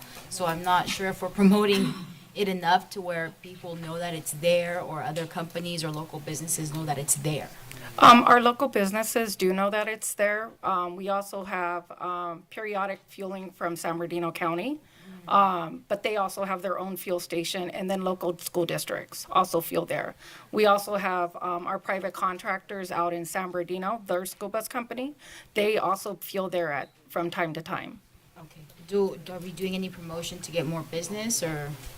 We try to do our best as we can. We also have our website, but we can look into doing more marketing. I think. And working with communications on that. Yeah, I think they're awesome at getting messages out to the community. So I think that would be a great idea if you guys can work together so we get more business and raise our enterprise funds. Okay. Okay. Thank you. Is that all? Yes, I believe so. Thank you. Thank you. Okay, hearing no more questions, how do you vote, Dr. Lewis? Aye. Dominguez? Aye. Montez? Aye. Myself, aye. F14, approve a renewal agreement with Epic Special Education Staffing. Motion and second. So moved. Second. Thank you. Provide special education and related services to ensure compliance mandates, effective July 1st, 2024 through June 30th, 2025, at a cost not to exceed $250,000 and to be paid from the general fund. Questions or comments? Okay, Dr. Lewis? Aye. Dominguez? Aye. Montez? Aye. Myself, aye. F15, approve a renewal agreement with Blue Educational Foundation.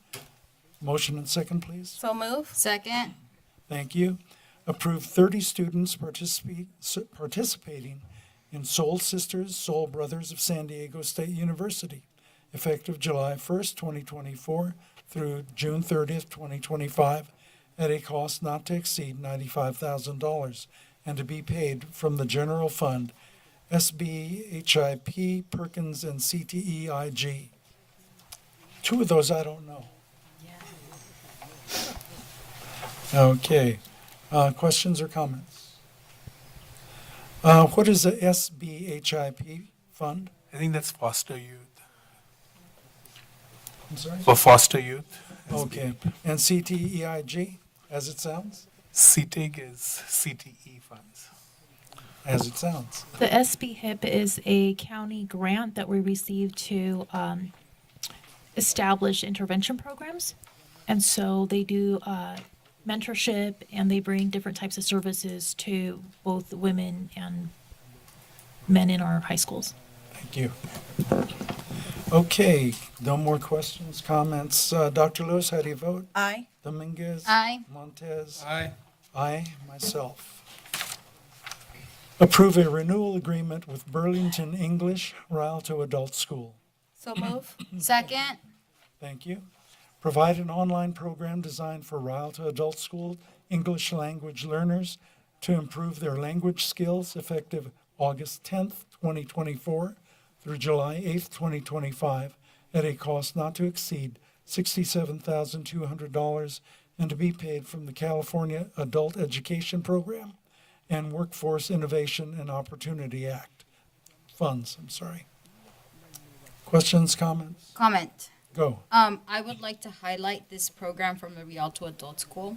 I have had lots of positive feedback from parents that have gone through this program and are actually taking college courses at San Bernardino Valley after completing this course. So I do want to thank all of our adult education teachers and staff who are motivating our parents to continue their education, even though they're, afraid and they're struggling, and seeing all those graduates at graduation being so happy that they were able to obtain their high school and graduate. It was just an amazing feeling to see that there is no age to learn something new. So thank you. Okay. No other questions or comments. Dr. Lewis, how do you vote? Aye. Dominguez? Aye. Montez? Aye. And myself, aye.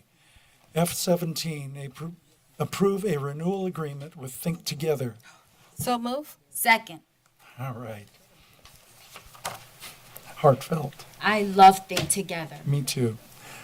Provide after-school learning program services for the 2024-2025 school year, effective August 1, 2024 through June 30th, 2025, at a cost not to exceed, $6,312,983 and to be paid from the general fund, ELOP. Questions, comments? I just would like to piggyback on what Dr. Lewis said in regards to explaining the fund, where the funds are coming from. 'Cause, a lot of people see general fund and they think, oh man, it's coming out of the the main monies, but this funding actually comes through provided by the state. Yep. I think Together's been doing a decent job. Why ruin a good thing? I will have to say that this year's theme of Outer Space is an amazing journey for the kids. They got to visit the California Science Center in Los Angeles, and I'm still hearing about it to this day. So thank you so much to all the staff, and I know that some teachers were actually chaperones for this field trip. So it was great to see the bond between a teacher that they don't really know the students or from different sites that were able to jump in and help. So thank you again, Think Together, and I love Think Together. And kudos to our teachers for stepping up as usual. Yes, especially Senora Agosto. She got to meet Remy, which is going to be in her class. So I just get excited. Underlying current area. Call for the vote. Thank you. Okay, Dr. Lewis? Aye. Dominguez? Aye. Montez? Aye. And myself, aye. F18, approve a renewal agreement with Think Together, Inc., after-school safety and enrichment for teens programs paid by assets or So moved. assets. Thank you. Second. Provide the 21st Century Community Learning Center, CCLC, after-school safety and enrichment for teens assets program services at Eisenhower High School, effective July 1st, 2024 through June 30th, 2029, at a cost not to exceed $1,208,875 and to be paid from the general fund. Hold it a second. I thought I heard Miss O'Kelly screaming, yeah. Yeah. Yeah. Yeah, well, I did too. I heard it. like, it's all in here, yeah. Okay, Dr. Lewis? Aye. Dominguez? Aye. Montez? And myself, aye. F19, approve a renewal agreement with Think Together to provide after-school education and safety ACES program. Motion and second. So moved. Second. Thank you.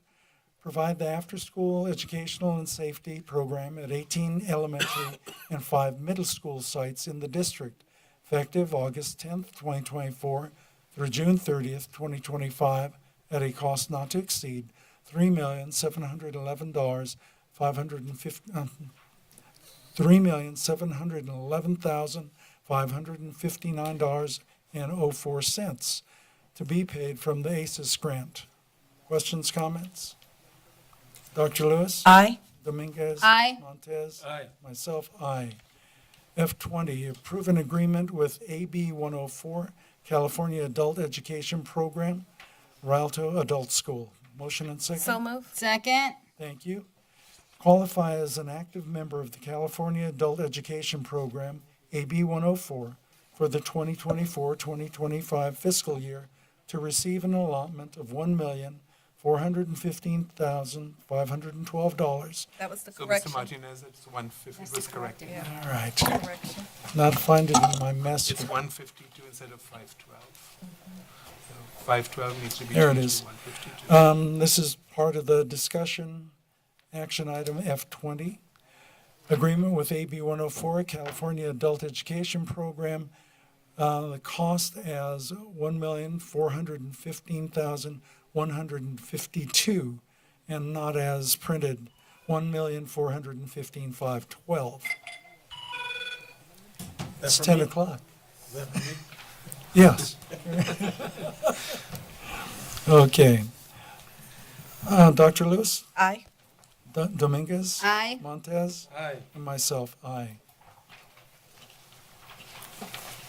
It's reminding me we have to go into closed session. Adopt resolution number 232471, Education Protection Account. Motion second? So moved. Second, approve the plan to spend the monies received from the Education Protection Account. Questions or comments? Dr. Lewis? Aye. Dominguez? Aye. Montez? And myself, aye. Administrative hearings, we have to go back into closed session. So motion to go into closed session? So moved. Second. Okay, thank you. Vote all at once? Aye. Okay, see you after closed session.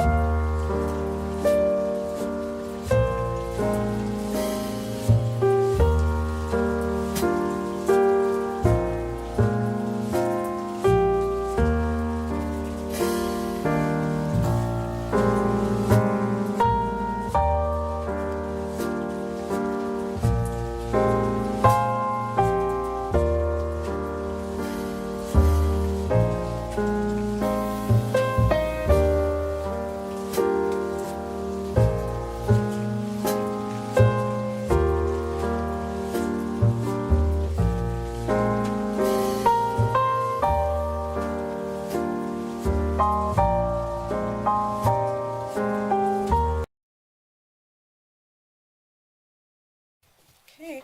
Ready. Yes. All right, here we are. I need a motion and a second So to move. close session. So move. Thank you. Second. Thank you. And vote by board members. Aye. All right, thank you. Okay, then we are in open session again. Let's see, Do we need to go back to this? we're in F-22. These Yeah. go here. Yeah. Okay, administrative hearing, F-22. Motion and second, please. So moved. Second, to go individual numbers. On all of them, or just pull one of them? Well, we're doing the vote on each one. Oh, well, right now, I know that 74 is pulled, Okay. so. And then, Do you want to pull another? No. That's- 82. The other one's up here and stipulated. Yeah, the other ones, Oh, is it in stipulated? that was in Yeah. that was in number F-23. Yeah, so we just need to pull. Okay. We are pulling 23, 24, 74 for separate action. And we are moving ahead with the rest of them. Motion and second, please. So moved. Second. Thank you. And on 23, 24, 75, 23, 24, 73, 23, 24, 72, 23, 24, 55. How do you vote, Dr. Lewis? Aye. Dominguez? Aye. Montez? And myself, aye.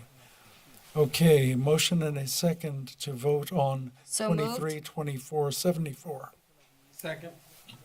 Okay, Dr. Lewis, how do you vote? No. No. Okay, Montez? And myself, no. Okay, we are on F-23, stipulated expulsions. Motion and second, please. So moved. Thank you. We have 82 as amended, or do you wish to pull it and have separate action board? Let's pull it and vote separate action. Okay. Let's deal with that one first and then we can finish up.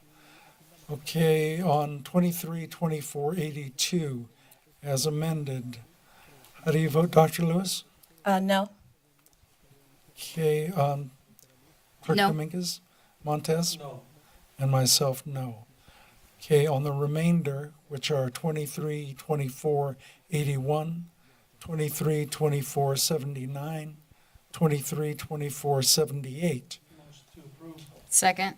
Thank you. Okay, Dr. Lewis, how do you vote? Aye. Okay, Dominguez? Aye. Montez? Aye. And myself, aye. Okay, then we have reinstatement of expulsion. Motion and second, please. So moved. Second. Okay, Dr. Lewis, how do you vote? Aye. Dominguez? Aye. Montez? Aye. And myself, aye. Oh, wait, we missed something. Report The out of report closed out of session. closed session. We missed something. Oh, yeah. So you ready for that? Yeah, go Yes. ahead. Yeah, Go before ahead. we close, Go ahead, Dr. The Board D'Souza. of Education denied the request of unpaid leave of absence for classified employee 2153334 from August 1st, 2024 through November 24, 2024. The vote was unanimous. The Board of Education denied the request for an unpaid leave of absence for classified employee 2319324 from June 14, 2024 through December 14, 2024. The vote was unanimous. The Board of Education accepted the administrative appointment of Dr. Annabelle Barber, Elementary School Assistant Principal, effective July 1st, 2024. The roll call vote was unanimous. The Board of Education accepted the administrative appointment of Vanessa Rogo, Elementary School Assistant Principal, effective July 1st, 2024. The roll call vote was as follows. Mr. Joe Martinez, aye. Edgar Montez, aye. Evelyn Dominguez, abstain. Dr. Stephanie Lewis, aye. Nancy O'Kelly, absent. The Board of Education accepted the administrative appointment of Dr. Janice Bush, Elementary School Assistant Principal, effective July 1st, 2024. The roll call was unanimous. The Board of Education accepted the administrative appointment of Dr. Ayana Ibrahim Balagan as Agent of Equity, Excellence, and Access, effective July 1st, 2024. The roll call vote was unanimous. The Board of Education accepted the administrative appointment of Norberto Perez, Lead Agent, Expanded Learning Programs and Safety Innovation, effective July 1st, 2024. The roll call vote was unanimous. The Board of Education accepted the administrative appointment of Dr. Sonia Scott as the Lead Special Services Agent, effective July 1st, 2024. The roll call vote was unanimous. The Board of Education accepted the administrative appointment of Dr. Rebecca Perez, Coordinator of Special Services, effective July 1st, 2024. The roll call vote was unanimous. The Board of Education denied the administrative appointment for Agent of Early Education, effective July 1st, 2024. The roll call vote was as follows. Joe Martinez, abstain. Edgar Montez, aye. Evelyn Dominguez, no. Dr. Stephanie Lewis, aye. The Board of Education denied the administrative recommendation for Elementary School Assistant Principal, effective July 1st, 2024. The roll call vote was as follows. Joe Martinez, no. Edgar Montez, aye. Evelyn Dominguez, no. Dr. Stephanie Lewis, aye. And that's all. Yes. Congratulations to everybody. Yes. Congratulations. And thank you, Dr. D'Souza. Okay, adjournment. So move.